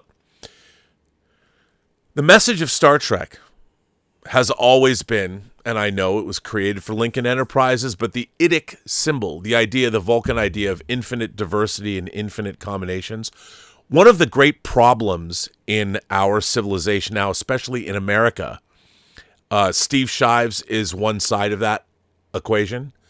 And the people that he was talking about, that MAGA people believe in the myth of meritocracy. I mean, my God, what leftist hellhole did he fall into? Steve Shives used to be a thoughtful person, but clearly he's gone off the deep end, and he's allowed, look, he didn't listen to Yoda. He let anger consume him. I mean, the fact is, we're all Americans, and we have to learn how to speak to one another, even people that we dislike. And I'll tell you something. I believe here in America, we have a very divided nation. And I used to believe that the first 10 amendments of the U.S. Constitution make up what we know as the Bill of Rights. I would say that you could probably go to any American and say, what kind of American are you? Well, I'm an American that believes in the Bill of Rights. And sit down, and there is a place to begin a discussion. And I see a lot of people that might have been traditionally considered MAGA Republicans, even they, over the last couple of weeks, have to ask themselves, now, wait a minute. We had an American that was exercising the first 2 amendments. He was carrying a weapon. He had a permit to do so. He did not brandish or pull his weapon, but his weapon was pulled from him and he was executed. Now, whether you believe that somebody should be interfering with federal agents or not, the federal agents did disarm a man and then kill him. So I don't care what side of the political spectrum you're on, his Bill of Rights of the Constitution were violated. And there's a lot of people that are beginning to recognize this, because now you have dissonance. People that were, supporting the January 6th insurrection now have to realize, oh, wait a minute. Now, and now people that believe in gun rights are like, oh, wait a minute. You mean, well, there's how you begin a conversation. You go and you say, okay, if we both believe in Star Trek, if we both love Star Trek, and you're coming at it from one angle and I'm coming at it from the other angle, and we might have disagreements, you don't need some asshole to tell you just because it has Star Trek written on it that it's Star Trek. No, because those people didn't create it. They didn't create it. What they have been done, that they were given custodianship over it, but they didn't create it. Nothing that they are doing has anything to do with what had come before. And Starfleet Academy has already been depicted by other people. And if it doesn't jibe with what previously exists and there's dissonance there, that's a point of contention that you can discuss. And if you can't discuss it, and you can just, if you're going to write somebody off, and what did he say? A very stupid person, I would say, fuck you, Steve Shives. If you're calling people stupid people, fuck off. You're not qualified to talk about Star Trek. What are you doing telling people that they don't know and you do? Shave off the goddamn beard. Get rid of your pretension. Shut the fuck up and try and have a conversation with somebody. Remember, you're going to meet people that you're diametrically opposed to, but you know what you got to do as a Star Trek fan? Learn how to talk to them. If you're telling people that are actually watching your show that they're stupid people, where does that leave you? I mean, the last thing we need is assholes like you and people on the other side calling people stupid. Now, I can call someone's work stupid, but if I met them at a dinner party, I'm not going to go up to them and go, you fucking did some terrible shit to the Gorn. I wouldn't say you were stupid. I would just say you did some terrible shit to the Gorn. Please explain yourself. What was your thinking process by the horrible writing that you've done? But I watched that video that Steve Shives put up, and I actually was like, wow, I will never watch him again. He lost me. I used to like when he'd piss me off, but that, like, I couldn't believe the language he was using in that video. And saying that, what, you're gonna equate a meritocracy to MAGA Republicans? Why are you doing that? What's wrong with having a meritocracy? I think a lot of people don't really understand Star Trek because they think about things like, it's just a socialist or a communist future. No, it's a post-scarcity future, which is different. You still have private property. There's still Chateau Picard. Cisco's father still has a restaurant in New Orleans. There are things, but when you have a post-scarcity culture where you can use a replicator to make things like food and shelter, being a collective isn't necessarily what you want to do. The whole point is Star Trek's future allows the human being to explore what they would like to explore in their own lives. What do you want to do with yourself? When you don't have to worry about where your food and shelter is coming from, that allows you to delve into your personality. And that allows you to be excellent. If you want to be an artist, go be an artist. If you want to be an archaeologist, go be an archaeologist, which is where Picard should have been at the beginning of Picard season 1. Really? We find him at home writing books and depressed. Wouldn't he be on a far-flung planet looking for the next Kurlan Neskos or something like that? But yeah, Star Trek isn't real Star Trek because it's not made by the people that created Star Trek. And the reason that they can control Star Trek is for business reasons, not creative reasons. And remember, Alex Kurtzman usurped modern Star Trek from Brian Fuller. They have a co-creator credit on Discovery, but even that is questionable. If you read the original outlines that were written for Star Trek Discovery, it was a very different show than the show that we got. I mean, can you imagine the second episode of Star Trek Discovery was originally written by Nicholas Meyer, and yet his name doesn't appear on it in the one that was aired at all? So I think there's a good reason to say that, see, you have to ask yourself, are you dealing with a person whose opinion is genuine or not? And if you're attacking your audience and you're telling people that, look, I don't believe in socialism or communism, and I think Nazism is a bad idea. I think it's been proven to be a bad idea, and ideas are bad. People, look, if you're Hannibal Lecter, you're bad. But I think that most people can have different ideological points of view, but it's up to us as adults to figure out how to talk to people that have diametrically opposed points of view, and we've lost that ability. Star Trek is about getting that ability back. And great science fiction is as well. Project Hail Mary. How do you talk to an alien creature that you have absolutely nothing in common with, except you're both trying to achieve the same goal, which is save your planet and save your people? But how do you have to work together, and you don't know how to speak to someone. How do you create an alphabet? You know, I remember being a kid seeing Close Encounters for the first time, and when they turn the computer over, and you have the mothership, and our computers are talking in the language of music.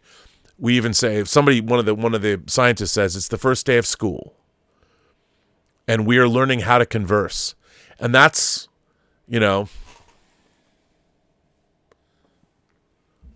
and that was a big thing. Kodai's hand signals or whatever. And if we can't talk to each other, I'd say Steve Shives has become what he beheld. You're the hero until you see yourself turn into the villain, or you live long enough, or you've been on YouTube long enough to become the villain. And that's what I saw the other night. Very disappointing, Steve. And by the way, I offer you an open invitation. You can come on this show whenever you want. We can discuss it. Because I think that you have gone down a dark path. Hate leads to suffering. Suffering, that's what Yoda said, right? Clearly, you've gone down a dark path. And I think that Star Trek has been bastardized by people who didn't create it and people that control it because of the money. And I'm not going to say that people like McMahon doing Lower Decks, it wasn't out of a place of love. But, I just think that modern Star Trek is fraudulent creation, and it's a bastardization of what Star Trek originally was. Because anybody who creates anything, do you want to get rich? Sure.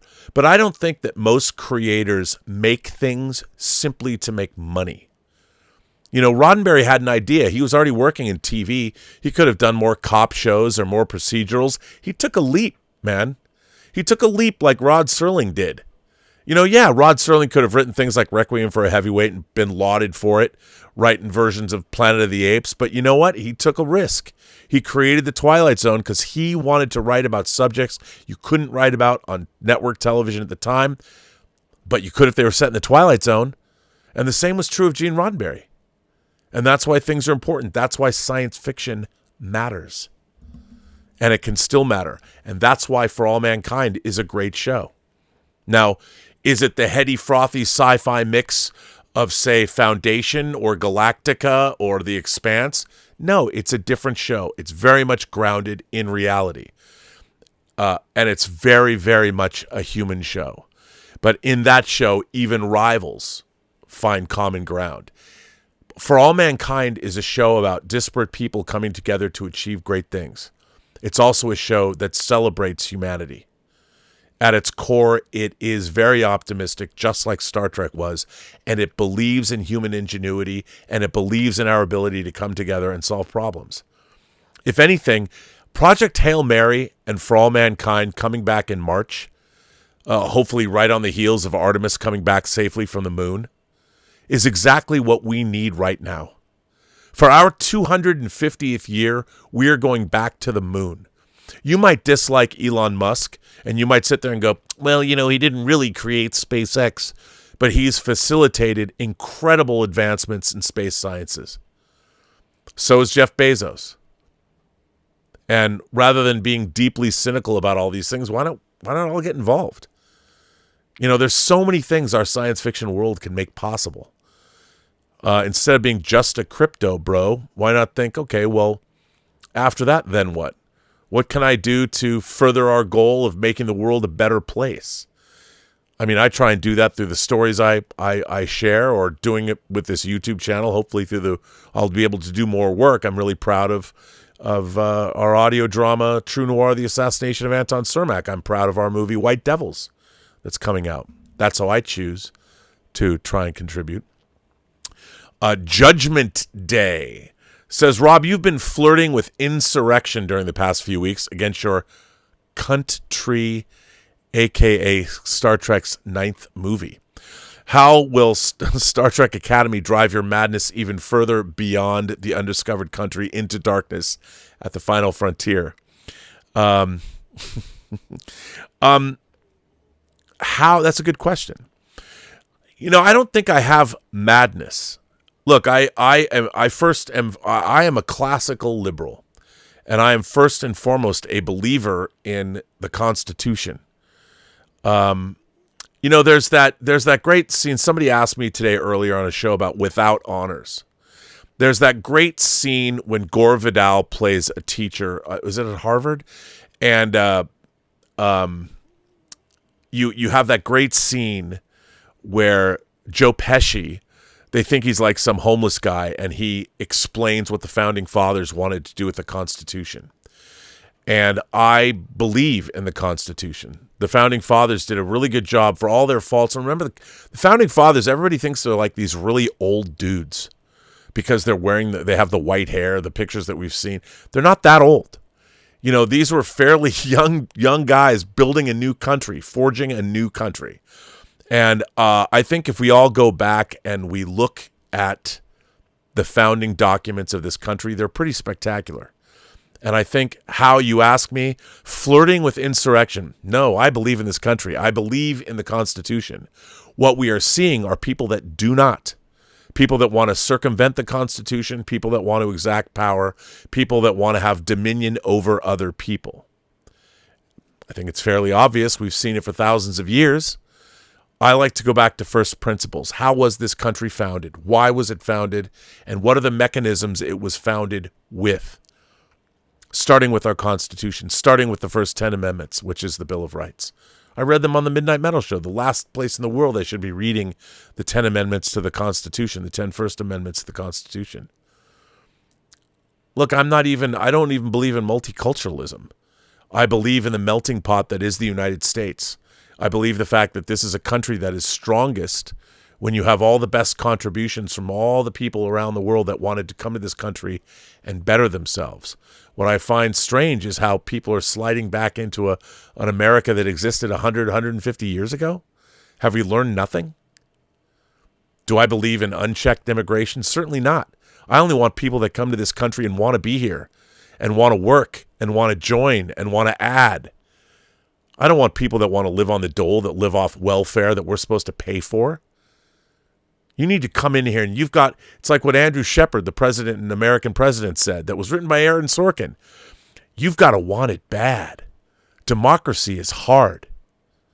And right now, the fact that, over the last 40 years, that a majority of the wealth of this country has been taken away from most of us and given to the billionaires that control it now, not a good look.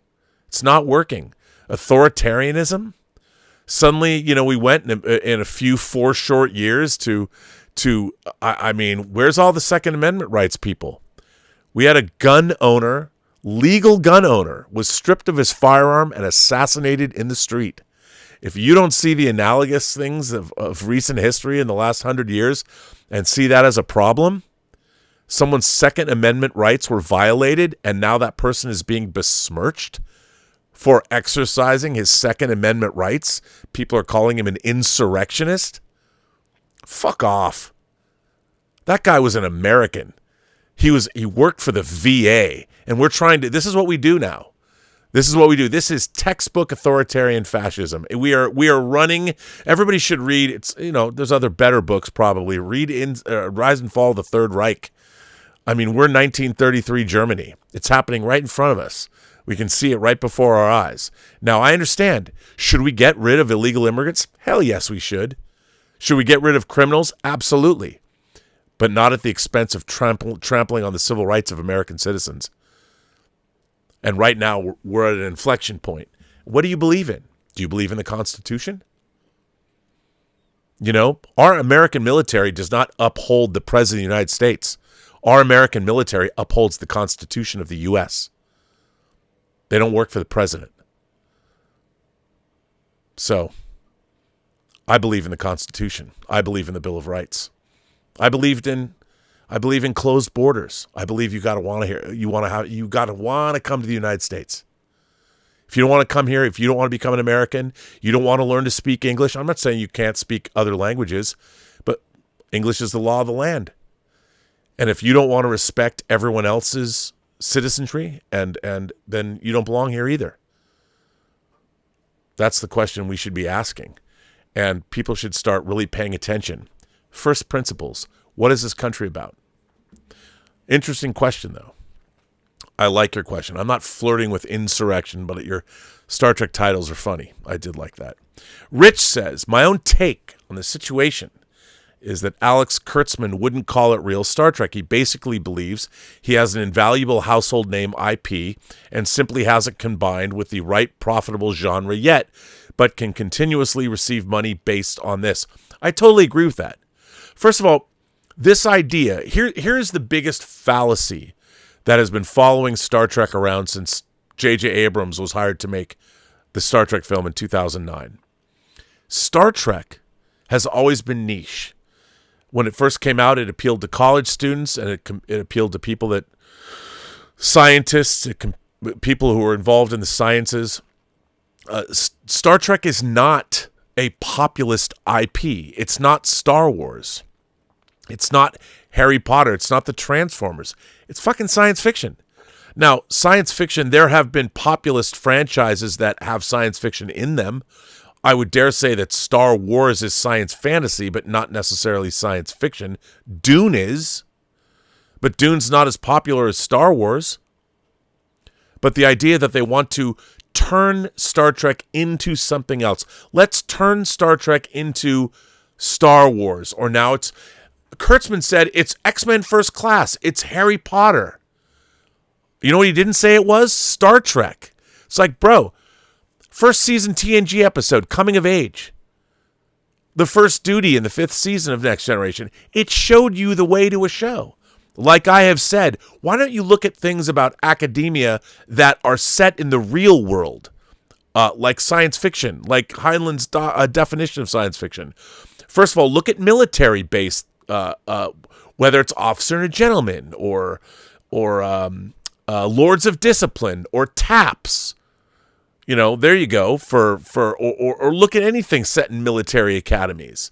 Then go to Good Will Hunting. Then go to The Paper Chase. Look at Fame, the TV series based on the Alan Parker movie. Better yet, look at the movie itself. Aspire to do something more. Instead, we're not getting a Star Trek version of an academic show. We're getting CW, you're getting X-Men, you're getting Harry Potter. Why are you talking about other franchises? Why aren't you talking about Star Trek? You literally have hundreds of hours of Star Trek to look at, including shows set at Starfleet Academy. Deep Space Nine showed you a lot of Starfleet cadets, but you guys never looked at that stuff. There's a whole series of Starfleet Academy young adult books. But you don't talk about that. Why? Why? These are people that aren't doing their jobs. This is actually what Rich said. He's not calling anything real Star Trek. That's what they're trying to do. They're trying to take Star Trek. Well, you know what? Star Trek is for smart people. It's not for the middle of the road people. It's not for the every person. It never was, and you've tried again and again and again. You've dumbed down Star Trek. You can't have Spock be as smart as he is because, let's saddle him with a learning disability. Let's code him to be autistic. It's so weird. Because you don't know what it's like to be great. You don't know what it's like to strive to be the best. Everybody's middle of the road. It's good enough. It's not good enough. What happened to American ingenuity? You know what? If we were in the space race today, well, luckily we'd have private industry, so we might make it. But it's very disappointing. Very disappointing. First Rate Nate celebrates 22 months of membership. Thank you. I appreciate that. Warren 1765 says, "You are Star Trek's ultimate fan and a fundamentally decent and kind person. We love you, brother." Well, thank you. I try and be. I don't understand how part of the thing about being an American, I'll tell you something. I told this story the other day. I needed to get a new battery for my car. I hadn't got it, and then I was going down to my local gas station, and I wanted to see if they had jumper cables. Some guy, didn't know him, very different kind of a person from me, said, just like you did, "Hey, brother, I can give you a jump." The guy followed me home, and he had one of those awesome, super jumpers, the little boxes. You just click it up to your battery thing and turn it on. He didn't have to do that. He followed me home about a mile. I was about a mile from my gas station. He didn't even know me. Lived in the neighborhood, came and gave me a hand. I am willing to bet that he and I were on different sides of the political spectrum, although I don't know what side of the political spectrum I'm on these days, but he just offered to help. And he did help. That's America, man. That's what America is all about. And in Star Trek, let me help. More important than I love you. If you go back to City on the Edge of Forever, which they haven't read that either, or watched that either, because if they had, they wouldn't have destroyed the Guardian of Forever. But they did that too, because they wanted to be cool and go back to Harlan Ellison's original script. But I appreciate that, Warren. It's very nice of you to say that. RTL Logan says, "Ask Spotnitz, Spotnitz Terry Metalis story." Ask Spotnitz the Terry Metalis story? Are you like Frank Spotnitz? Thanks. I don't know. RTL Logan says, "Ask Spotnitz the Terry." I would. I don't quite know what you mean by that. But I can ask Terry. Maybe Terry knows. I can ask him. So Rich sends in a tip and says, "Arena definitely implies that the Gorn had their own high-mindedness and sense of ethics." Yes, sir. But it wasn't only Strange New Worlds that turned them into xenomorph monsters. Enterprise 2 turned one into some scary, duplicitous, into a scary, duplicitous velociraptor. Yes, but it was, remember, that was in the mirror universe. So the Gorn would have been different because they probably would have been victimized by the humans. So we did see the Gorn in Enterprise in the 4th season in A Mirror Darkly, but obviously that Gorn was not happy to be captured. It was being tortured, so it was scary. I wouldn't say it was duplicitous. I would say it's fighting against the Terran Empire. So you can't use that necessarily as an example of what the Gorn is. 1001 Johnny says, "I'm Irish and you're German. But what makes us both Americans? Just one thing. One, only one. The rule book. We call it the Constitution, and we agree to the rules, and that's what makes us Americans. That's all that makes us Americans." That's from Bridge of Spies. And you're absolutely right. You're absolutely right.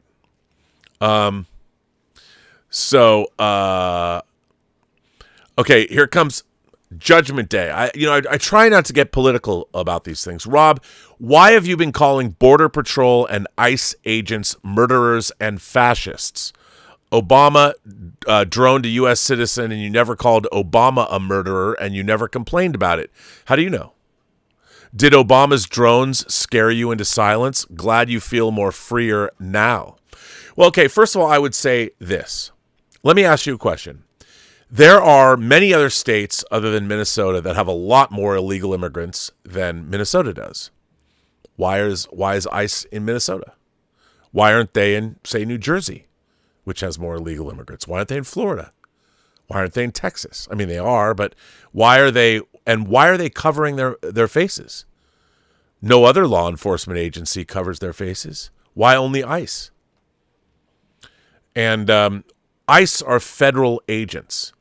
People ask, why aren't local authorities coordinating with ICE? That's a good question. Why isn't ICE coordinating with local law enforcement before they go into a town? Here's my problem. ICE are violating the rights of citizens. Now, they are. We've seen videos of it. Illegal search and seizure. They're told to go into people's houses. They are violating amendments. The man that was killed, they violated his Second Amendment rights. They did. He had the right to bear arms. He had the right to protest, so that was his First and Second Amendment rights, and he's going to the aid of a woman. He was disarmed and assassinated in the streets. There's no other word for it. Now, you can make it, we've all seen the video. You've got masked people running around in this country. Our law enforcement, what would you do? I mean, if ICE was so on the up and up, they've curtailed the training of ICE agents. Regular law enforcement, this wouldn't fly with any other law enforcement. Law enforcement has to go through far more training than ICE does. And ICE is now interacting with the general public, which they're not trained to do. They're not trained for de-escalation and crowd control. And by the way, local law enforcement is under no obligation because ICE are federal agents. They're not local. And see, here's what I would say this. Why are you asking me about Obama? Obama did not have ICE that were masked and anonymous and hiring people with not enough training to go deport. He was deporting people the way they were supposed to be deported. I mean, it's so funny bringing up Obama or bringing up Biden. I don't care. They're not president right now. Who cares what happened in the past? I mean, what is all this whataboutism? I don't give a fuck. What's happening right now? Why are you talking about what happened? How far back you want to go? 10 years, 20 years, 30 years? Why are you talking about Obama and Biden? That is such a weak argument to make. What about this? What about that? Yeah, we change, we evolve. Every situation's different. What's happening right now? I don't care what happened in the past. It doesn't affect me. We have to move forward into the future. If you're talking about the past, what you're trying to do is bolster your argument is bad. You know something is going on that's rotten in Denmark, and you're trying to figure out a way to deflect from that. Let's talk about what's happening right now. Let's talk about the fact that 2 American citizens are dead, and the fact that our government is trying to besmirch those people. You're going to go after a nurse, an ICU nurse that worked at the VA, who was exercising his Second Amendment rights? Why are you doing that? What is he a bad American? Because he was protesting? Do you want jackbooted thugs who are anonymous to be able to go into your house or go into your car? Are you seeing what happens? Are you seeing what's going on here? I would say, as an American, if you believe in the Bill of Rights, if you believe in the Constitution, you are watching in real time American citizens' constitutional rights being violated. And now I would ask you, whose side are you on?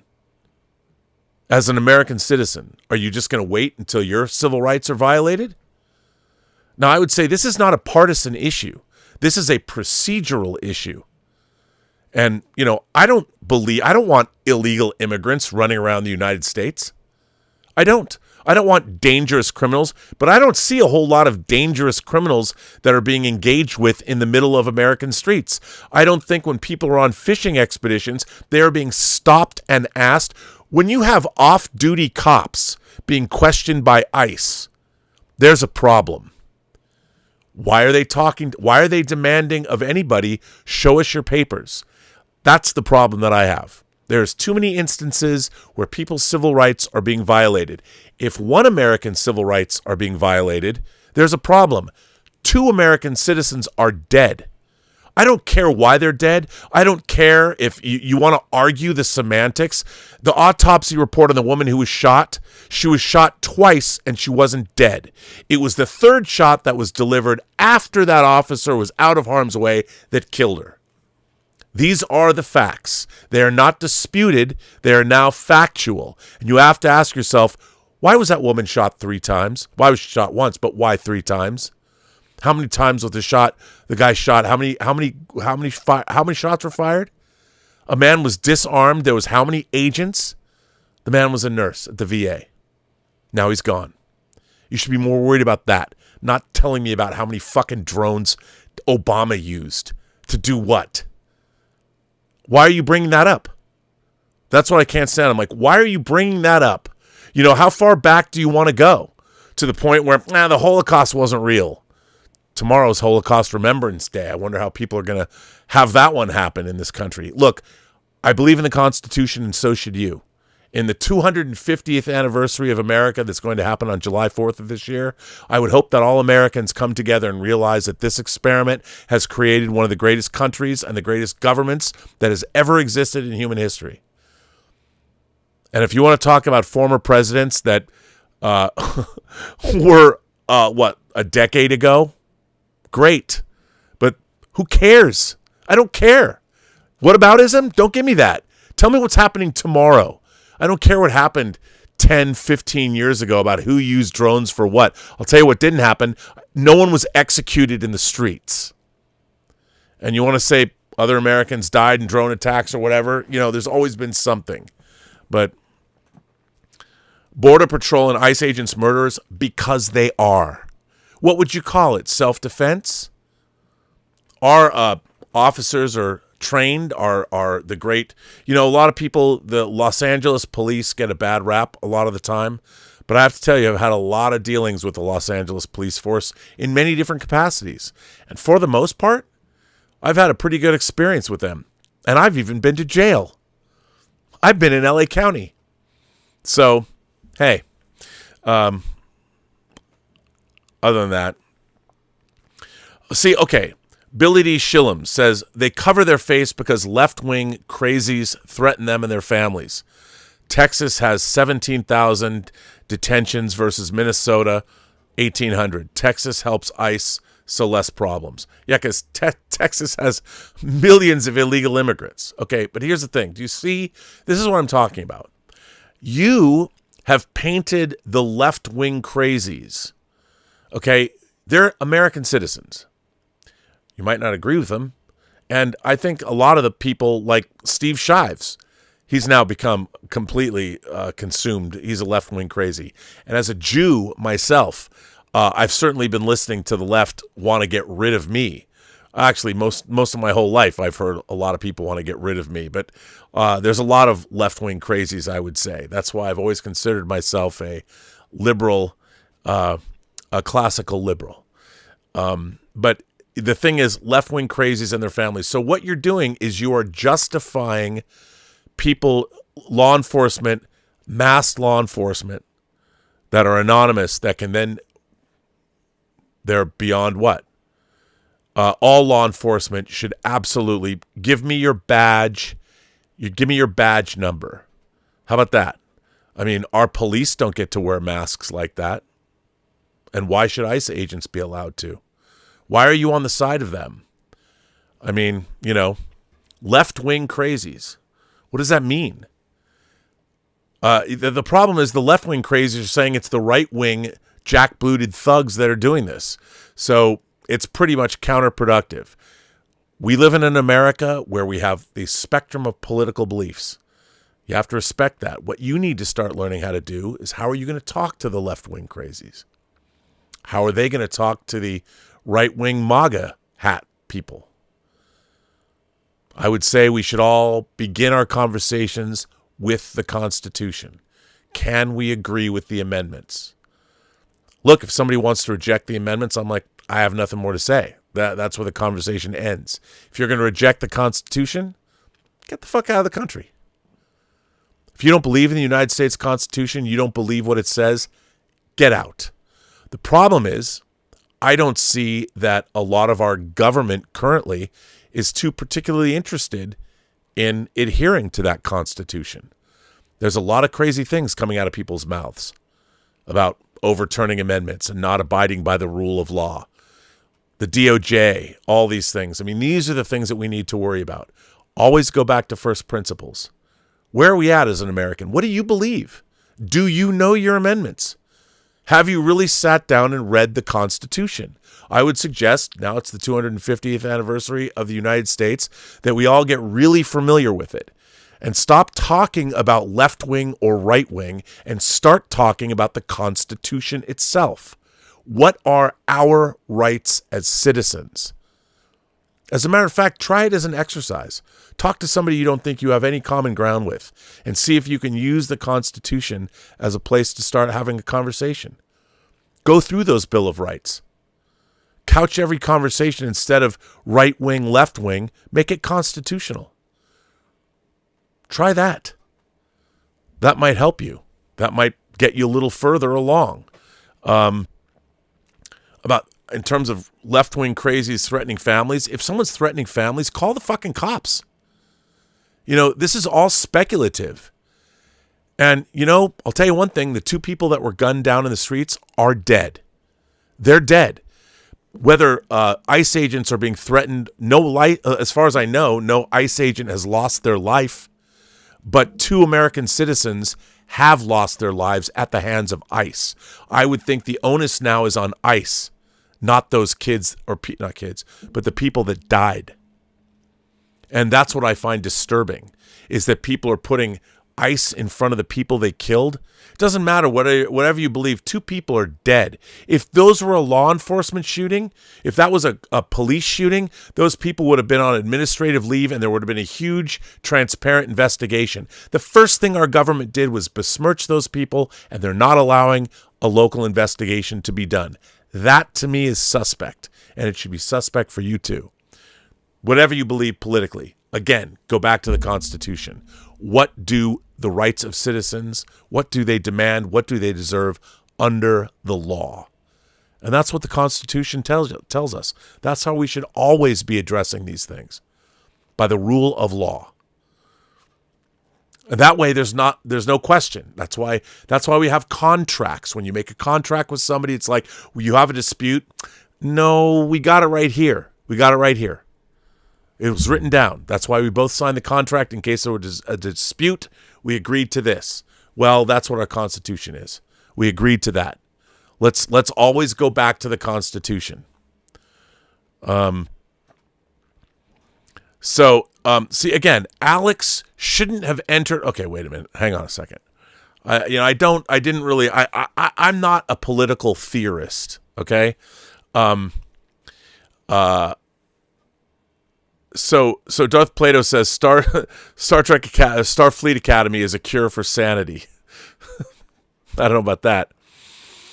Deez Webbo says, so how about the size of that guy's crank on Night of the Seven Kingdoms? By the way, I love that show. He's a tall dude. He's a big dude. I wish I had that crank. I mean, if I was proper for my size. Always could use a bigger dick, but that's why I'm a cunning linguist. Anyway.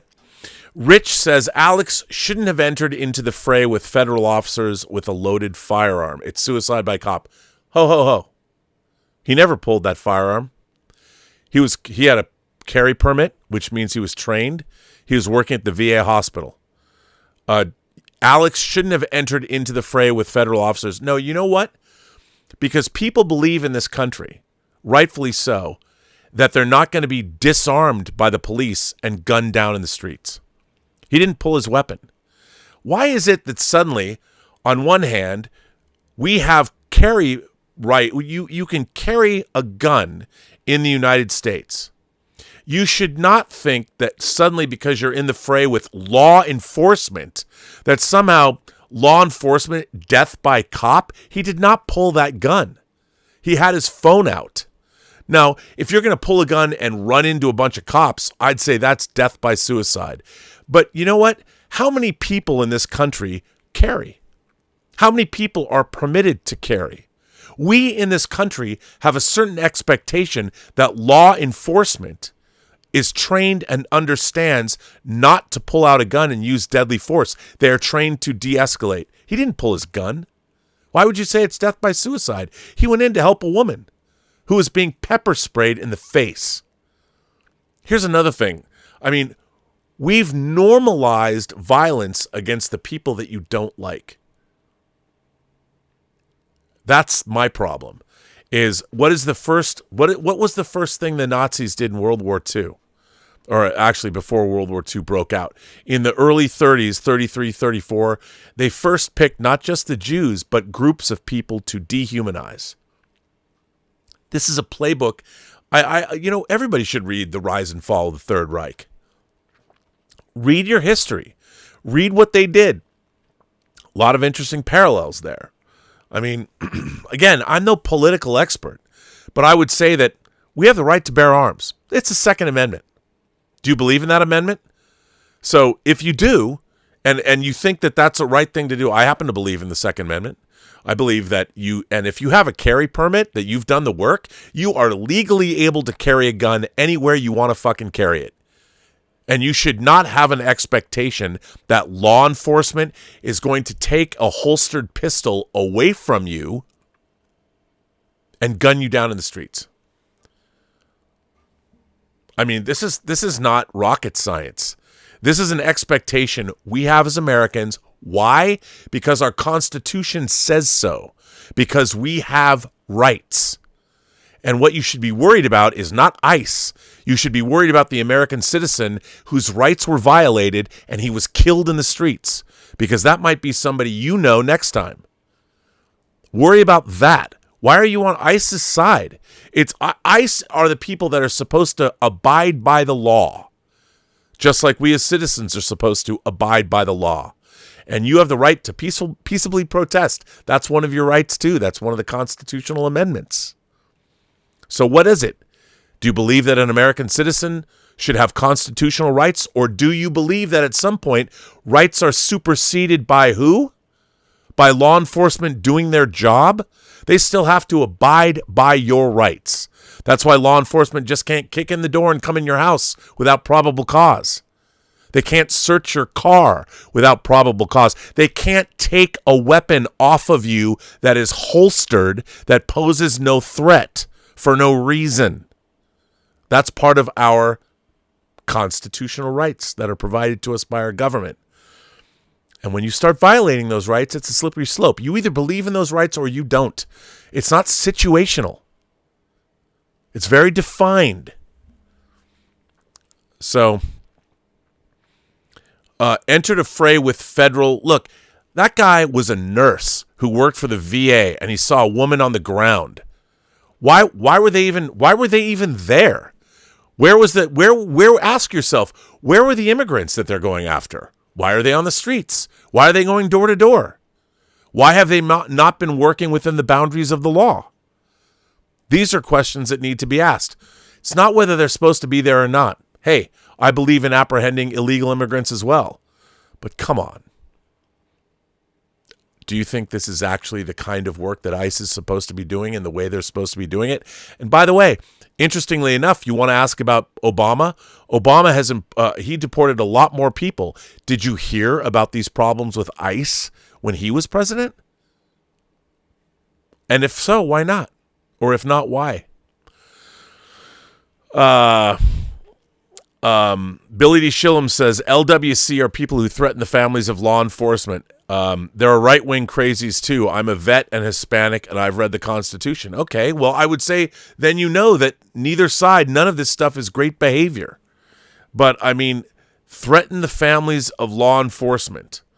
Okay, well, then those people should be dealt with within the bounds of the law. Mark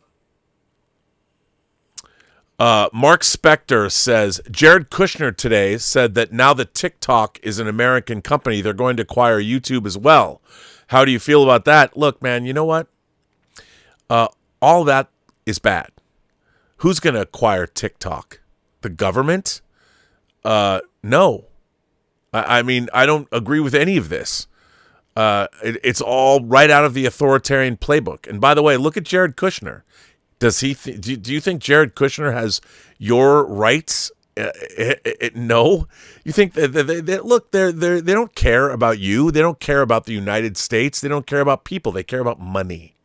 It's all about money. I don't want anyone to control and tell me what I can and can't say on my own YouTube show. They wouldn't let me rant about Star Trek anymore.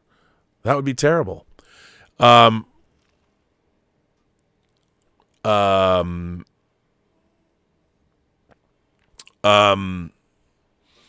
Let's see. Wow, boy, you guys are loquacious tonight. 1001 Johnny says, Part 1, the issue here is independence. Perhaps you've forgotten that fact, but I have not. How do you jeopardize our cause when we've come so far? These men, no matter how much we may disagree with them, are not ribbon clerks to be ordered about. They're proud, accomplished men, the cream of their colonies. And whether you like it or not, they and the people they represent will be part of this new nation you hope to create. Now either learn how to live with them or pack up and go home. In any case, stop acting like a Boston fishwife. Yeah, I like that. I think that's great, and that's exactly what we need to do. We need to remember that we're all Americans. Marks 47 says, take up Mexican Iron Man on his debate challenge. Has he challenged me to debate? I love Mexican Iron Man. I have the Mexican Iron Man he gave me right on my shelf back there. He had it made for me. So whatever Mexican Iron Man wants to debate about, I'm happy to do that. By the way, you all know that Mexican Iron Man's not really Mexican, right? He tells you he is. But ask him to see his papers. Judgment Day says, Rob, the Constitution does not say a birthing person has the right to an abortion. There are places in America where today you'd be arrested for murder for performing an abortion on a woman by killing her fetus. Why are those murders okay with you? Who says they're okay with me? And what does a birthing person mean? You mean a mother? You mean an adult human female? I don't believe in the term birthing person. We don't use that in terms. We don't say birthing dog or birthing elephant.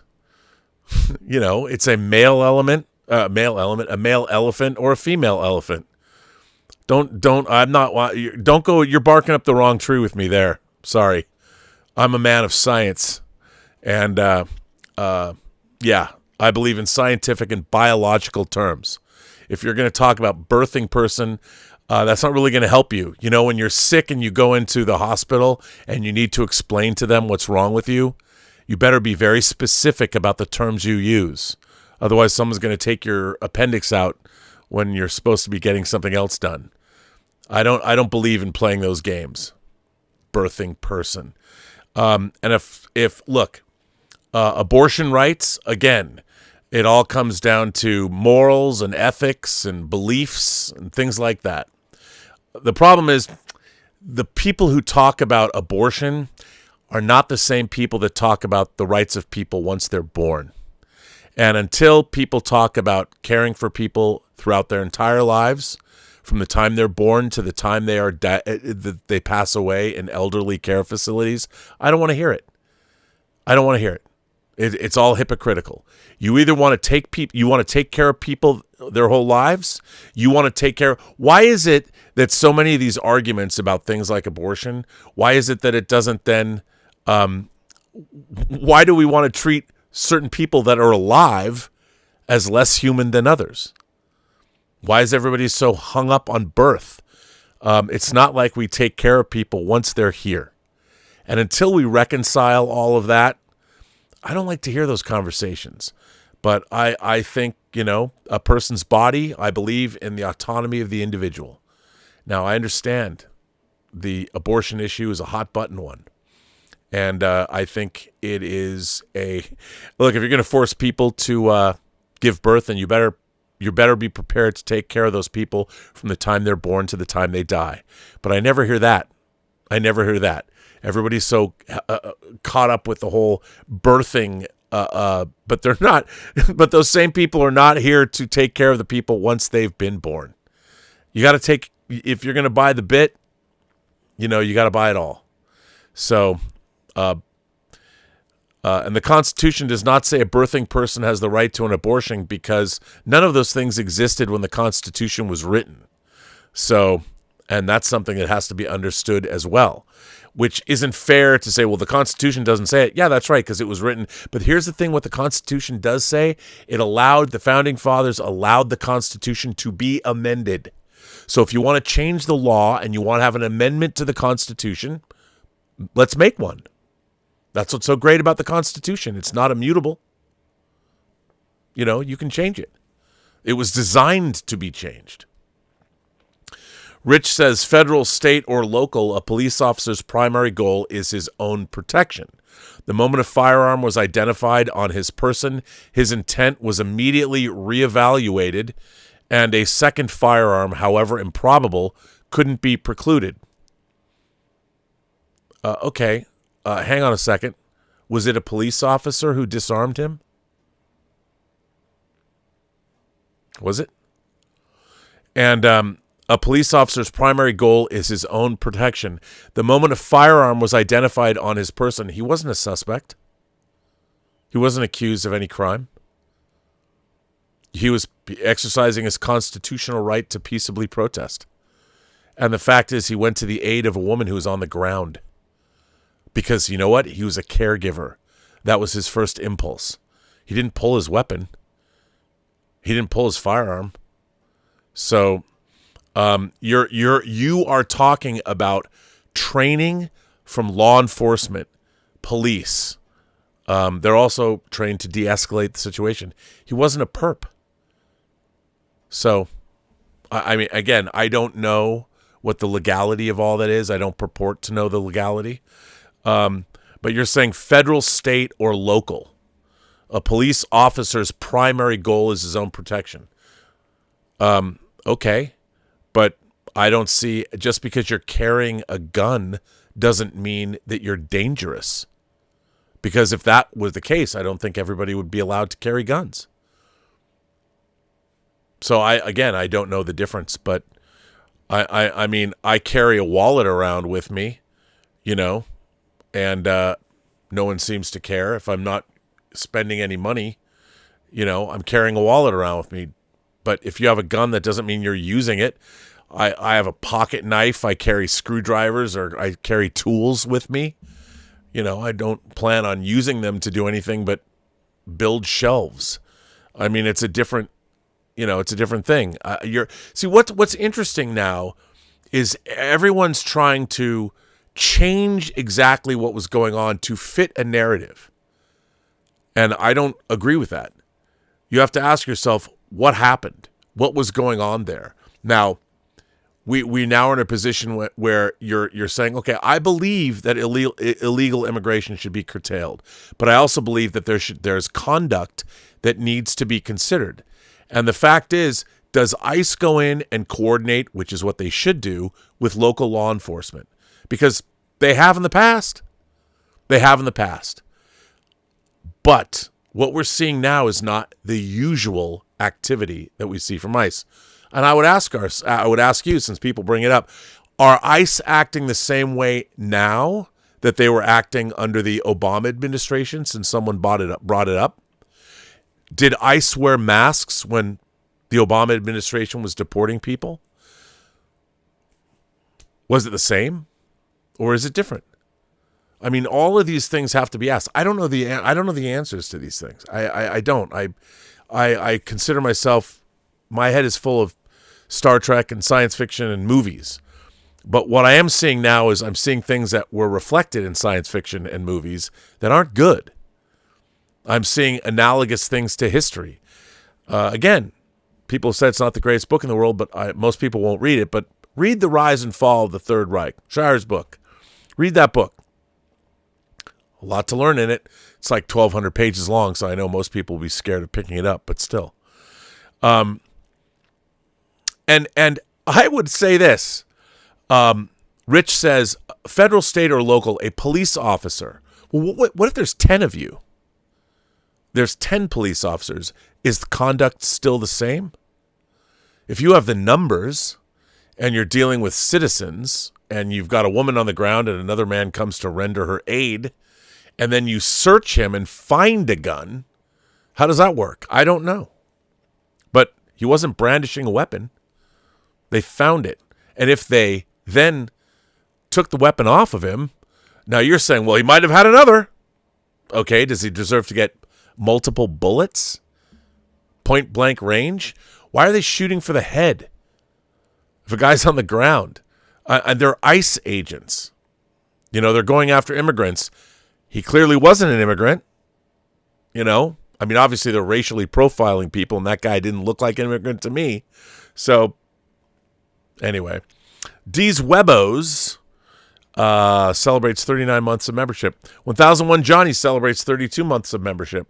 From the play 1776. That's what that was from. Interesting. That's good to know. I'll have to look that up.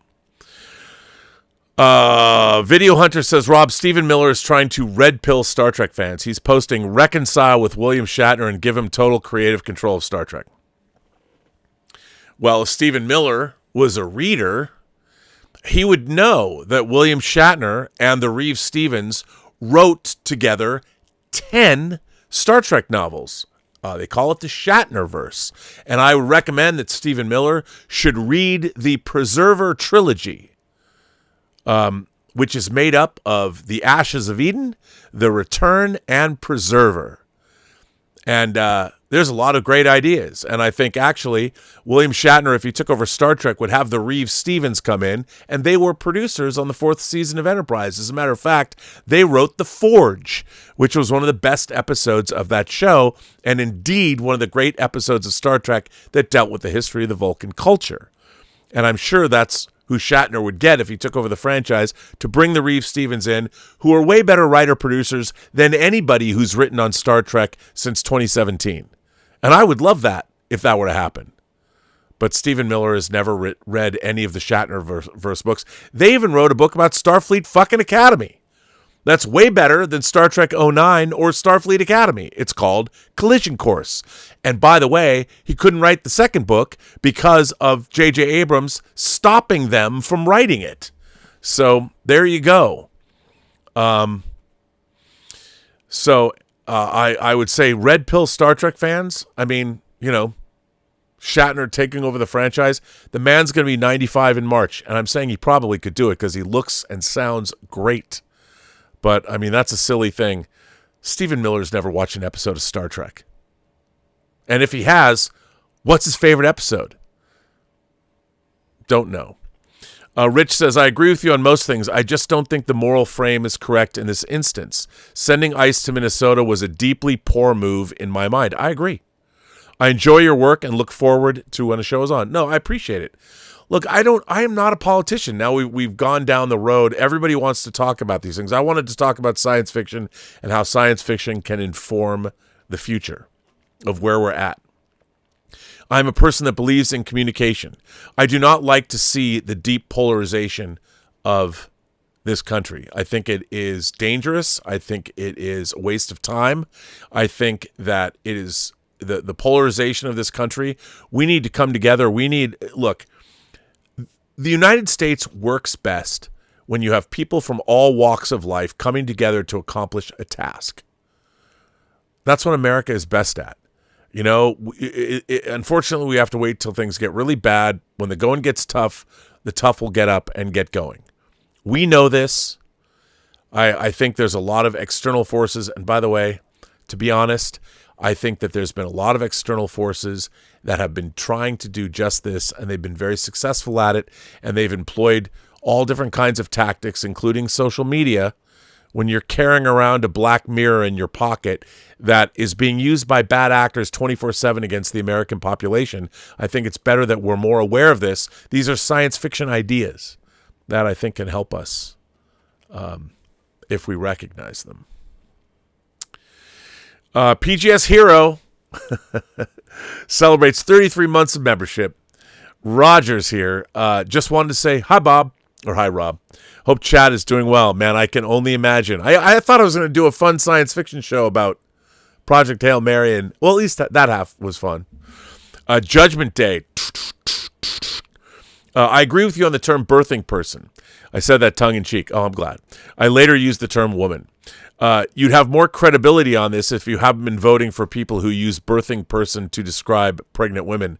I think people might be surprised at who I've been voting for. I don't like to vote for people that say birthing person because I think that's a lie. And I think language matters. And I don't like the fact that we have had language perverted. I mean, I don't understand why people can't accept reality for what it is. and we're all caught up in semantics. You know what? Be proud of who and what you are. However you want to identify, however you want to be. I'm all for living and let living. Whatever kind of person you want to be. But accept that and don't expect the rest of the world to be exactly the way you want it to be. I certainly don't. And I think that reality is important. And how we define reality is through language. Let's be clear and truthful about who and what everyone is. Now, what I would like to see is more acceptance of the different kinds of people that exist. But the thing is, the different kinds of people that exist should not be able to change the perception or the language. I mean, we can always change language for the better. And listen, I believe in inclusion and I believe in treating people correctly. But this idea that we suddenly have to change language is it going to make somebody feel better? Change reality? I mean, I found that we can be nicer to people. We can be polite. I believe in that. We don't have to use, if language is insulting, we've changed it. There are certain words that we have changed, but I don't think saying birthing person, what does that mean? Let's go back to first principles. Let's go back to science. Now, if you want to use certain terminology, I don't think if we're not using the term birthing, what would you call animal? I would say you would say the female of the species, regardless, because that's biology. It's important when you're talking about science and biology to use proper terms. I certainly, when I go into the hospital and if something's wrong with me, people better be specific. I don't want anyone to, make a wrong move. Oh, Darth Plato says, Rob's movie about ice pirates, how dare you? That's a parody. Ice Pirates is only okay. I saw it in the theater, though. Rich says, for all mankind, do they finally get to the Jovian moons? I'm worried that the show's budget is keeping Mars in the spotlight when a society on that tech level would be pretty determined to get to the asteroid belt and the Jovian moons. Well, Rich, I can honestly say in For All Mankind Season 5, they do not go to the Jovian moons. That would be fair to say. They do not go to the Jovian moons. But I think you're right. Mars is in the spotlight because it's going to take a while to deal with. And it is. It's very much a part of Season 5. But that's all I'm going to say. Dr. Doom says, Rob, Doomsday is going to be amazing, man. Can't wait. Also working on my second cosplay prop. Love you, man. Rob will return in Doomsday. Well, after this show, I might be experiencing my own Doomsday. But yes, I agree. As a matter of fact, I can honestly say I know Doomsday is going to be amazing. I know it is. As a matter of fact, I really need to get my Secret Wars Battle World Volume 2 omnibus and delve into those stories a little further. I thought I was going to do a short show tonight, but apparently you guys had other things in store. Actually, I just looked up. Is that Dantes? Says Star Trek sadly had World War III. It did. It did. Actually, it didn't have World War III until The Next Generation. We had the eugenics wars, but there was no mention of World War III. But we did have the eugenics wars, of course. They had to change all that. But, yeah. Birthing Replicant. Blade Runner 2029. Or 2049. Sorry. Technique says, Rob, Interstellar or Inception? Oof. Inception. Okay. When it comes to Interstellar, Steven Spielberg was going to direct Interstellar, and I had read a version of it that Jonathan Nolan had directed. or pardon me, his brother, Jonathan Nolan, had written. And Spielberg decided not to direct it, and then Christopher Nolan decided to direct it, and they changed. The end was very different. It was much more of a more science fiction-y and less emotion. Love is the fourth dimension. It didn't really have any of that. So, yeah. Oh, hang on a second. Let's see what somebody said here. Marks47 said, my super chat was wrong. Your Spotnet story. By the way, change the MIM figure on occasion or the battery. Oh, the Mexican Iron Man figure on occasion or the battery will go bad. I took the battery out. You did the electronics for Andy. I love that figure so much. You did a great job. My Frank Spotnet story. Okay. So, I'll tell you my Frank Spotnet story. So, I was a huge X-Files fan.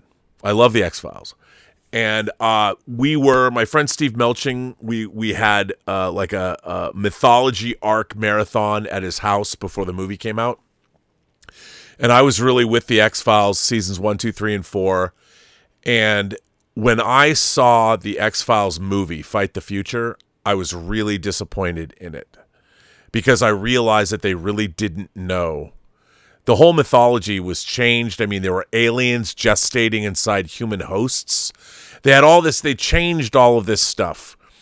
And one of the things, there's a giant flying saucer. There's a UFO buried in the Arctic ice, and in it, when they kidnapped Scully, they had that sarcophagus that they took her down into the ship.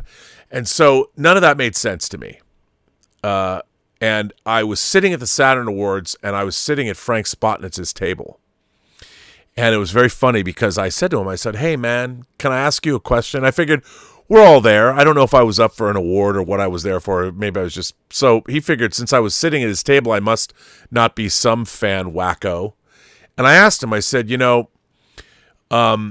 apparently the conspiracy doesn't know that they've got this base built above the alien ship, and they don't know that there's thousands and thousands of human beings with these gestating aliens inside them. And Frank Spotnitz says, well, they've just never gone down there. They've never gone down in the ship. And I said, well, who took Scully's sarcophagus down there? And he just looked at me, and he couldn't get away from that table fast enough. But those were, I think, valid questions. I thought they were valid questions. I really did. And he didn't like that. He didn't like that. So that there you go. Aaron Medina says, best sci-fi writers had a background in political science. Yeah, science fiction writers are learned people. They have to know, and even if they don't have a background in political science, a lot of them do the research. I mean, the funny thing that I find so frustrating about our world today is all of this information we have. It's all so interesting. Human history is so interesting.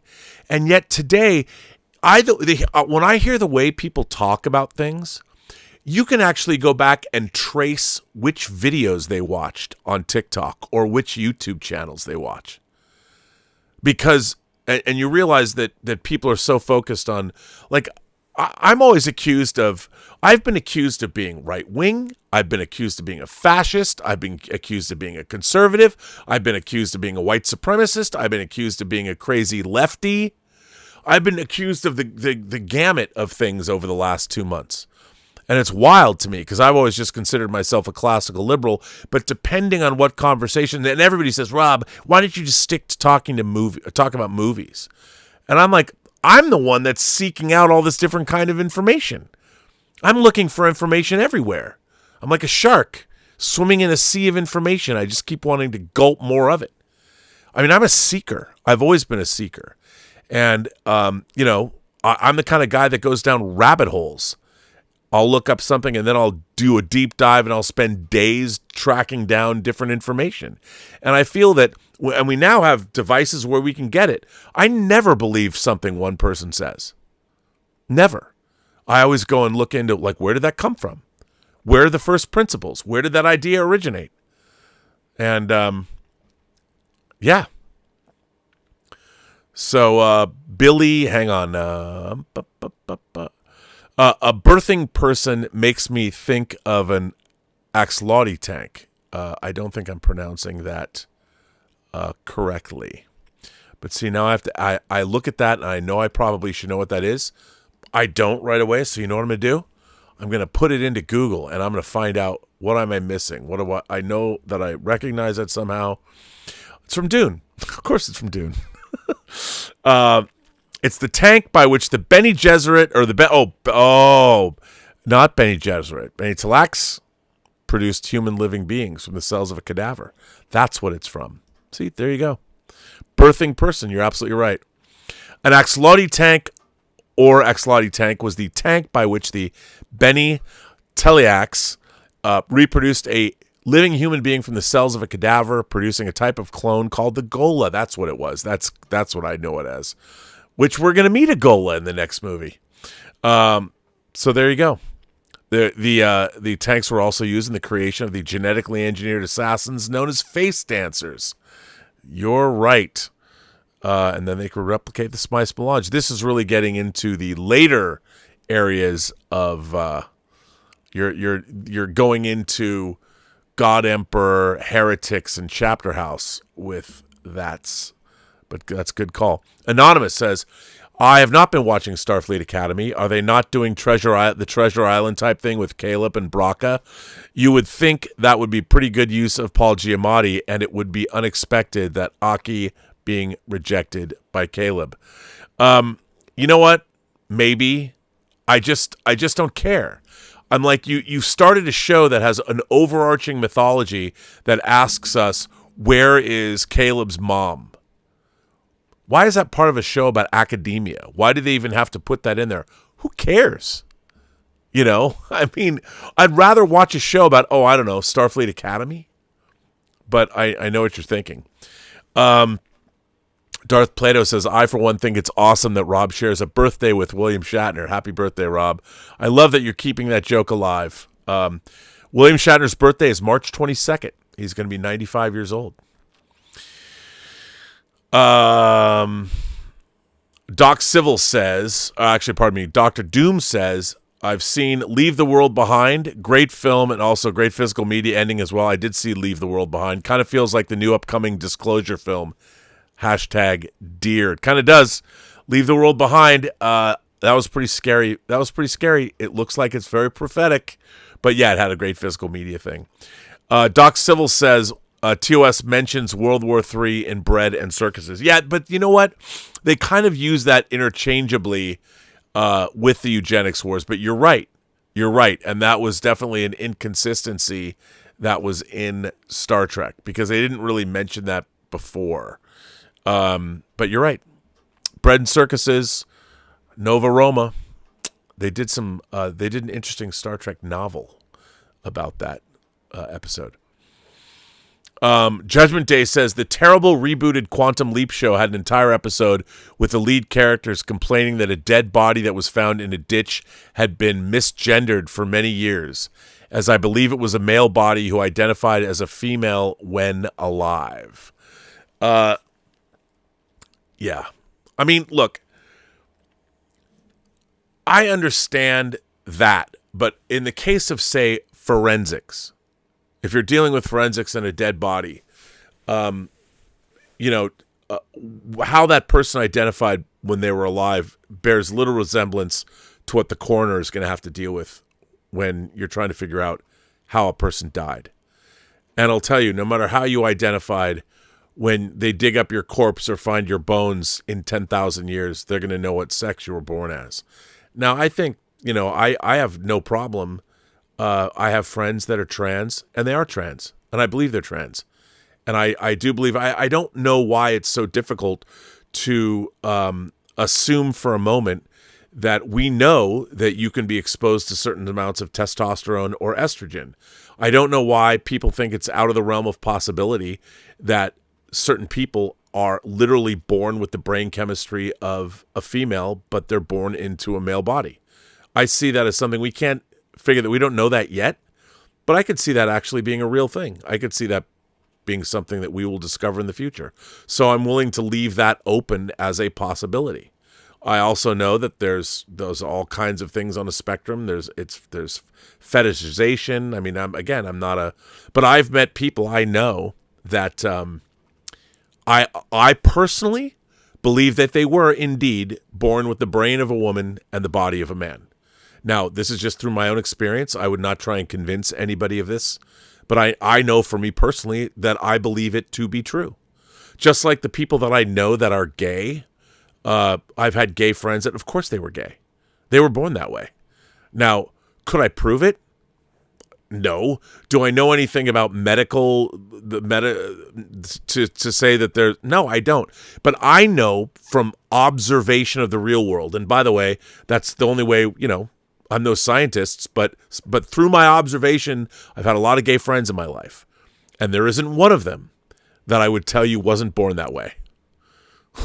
And is that scientifically accurate? Certainly not. It's only my observatory, my observation. But I believe it to be true. And the same is true of the trans people I've known in my life. I believe it to be true. Now, do I think that we should change the language around that to try and make it more inclusive? No, I think we should come up with new language. Why do we have to change language? Let's come up with new words for new things. Let's not take old words and corrupt them. Language is important. The way people speak and the way people are spoken about is important. That's why we have to know what people mean. So we create new language. I mean, I still don't quite know what skibbity means, but it's a new word. So I think rather than change old words to mean something new, which we can do, I mean, that's slang, why not come up with new terms that say what it is for real? Which I think is easy to do. But yeah, I mean, it's weird that we try to normalize bad grammar. Let's come up with new words. Make something new. There's creative term. Make something new. I think that would be more important. Plus, it can be creative. So there you go. This is a much longer show than I was going to do. But anyway, it's been good. You guys have been you've been quite loquacious and interesting tonight. Listen, I would encourage everybody to please, I put the link in the description to read the Heinlein speech that he gave in 1958. It's really interesting about science fiction. And again, if you want to delve into some of the young adult books I read, look at things like Glory Road and Heinlein novels. Stranger to Strange Land is a good one. It's something that everybody read. And hey, it has a lot to do with free love. And at one point, Tom Hanks wanted to play Valentine Michael Smith. So there you go. And yeah, so this has been a really interesting talk. You're going to hear more of me. I don't know if that's a good thing or a bad thing. I leave that up to you. I haven't been doing many of these shows. To be honest, I was really kind of bummed out with what's been going on, and still dealing with the fallout of losing my sister back in October, going through the holidays, and just doing work, and it's been tough, but there's good things happening, as there always are. Life is a continuum. The very worst thing is happening, and the best thing is happening for somebody all at the same time. So we just have to remember that while you might be having a great day, someone else is certainly having a bad day or a day in between. But if you remember the book, Alexander and the Terrible, Horrible, No Good, Very Bad Day, it was a book that I frequently referred to, because at the end of that book, Alexander's mom said, well, some days are like that. Truer words were never spoken, and that's why children's literature is important, and not children's literature that kowtows. That book I'd be like, oh man, I used to go and read the end of that book. Some days are like that. Goddamn right. But on that note, I want to thank everybody that's here. I want to thank Darth Plato for being here. I want to thank my moderating staff for being here. I want to thank you for being here. I want to thank a lot of new subscribers are here. I want to say thanks to all the people. I have a lot of kind words being said about my appearance on Friday Night Tights. Again, I said that up front. I want to thank Gary. By the way, he did a banger review of the last episode of Strange New Worlds. I mean, of Starfleet Academy. And I watch it, and I'm like, well, I'm done. I'm not going to make a better review. Whatever I'm going to come up with is not going to be better than that. Somebody says, this is a dad's sweater. This is it's a shirt. It's just a green shirt. It's not a sweater. I think it kind of looks like a football sweater, but it goes with my eyes. Yeah, no, it's just a long sleeve shirt. You know, I like my long sleeve shirts. It's not really a sweater, but it's cold as F in here. So there you go, Fighting Irish. But yeah, I think it kind of looks like a football shirt. I like it. I got it for Christmas. And it's clean because I did laundry. And on that note, remember, every person you meet has a story to tell that you have yet to hear. And all you have to do is listen. And with that, I say to all of you, have a better night. And by the way, I have a lot of letters. You can send me a letter. I read them usually on the show. I have more to read, and please look, you can send me letters. I don't care what side of the political spectrum you are on. If you write me a cogent letter that doesn't say I'm a fucking asshole, well, you can say that, but say it politely, because I want to be able to read it. I will read your letters on this show. For anybody new here that doesn't know that, I've been reading people's letters on the show. People, if they hate me, I've read letters that say they hate me and they say why. I encourage everybody of every political persuasion, every shape, size, color, creed, however you identify, everyone is welcome here. This is a place of ideas. I prefer rugged individualism here on this show, and I don't care how you identify. I don't care how you want to be called. I am happy to call you whatever you want to be called if you ask me that. I'm not going to say I'm not going to call you that. I'll call you however you want to be called. I have no problem with that. If you ask me to call you a certain thing, I will call you that certain thing. I am respectful and polite, and that's what I expect people to be here too, as long as we're having a discussion. So if you want to write me a letter, I encourage all of you. Write me letters about anything you want. If you want to take me to task, please do so. I learn from this. You know, if you want to educate me, please do so. Educate me. Do not be scared to address anything you want with me. I like it. So, on that note, I'm going to say good evening. I will see you all tomorrow on the John Campea Show. And, oh, by the way, if you like body horror and you like the X-Files, Ryan Murphy's show, The Beauty, I'm not saying it's for everyone, but it was not what I expected. I thought it was just going to be a simple Substance ripoff. It was not that. So, check it out. Yes, I read all the letters all the way through, unless you tell me not to. As a matter of fact, that reminds me. Well, no, I'll save this for the top of the show. I got a really interesting letter, a really nice letter that I will read, but it's too late to read it now. Anyway, on that note, this is the longest time I've had to get off this show ever. So thank you all for being here, and I very much appreciate you supporting the channel via Super Chats and tips. And on that note, I will now get out of your face and shut the hell up. How about that? I know some people are probably like, it's about time. But aren't we excited for Project Hail Mary and For All Mankind? I know I am. Free Margot. Justice for Sergei. Hi, Bob.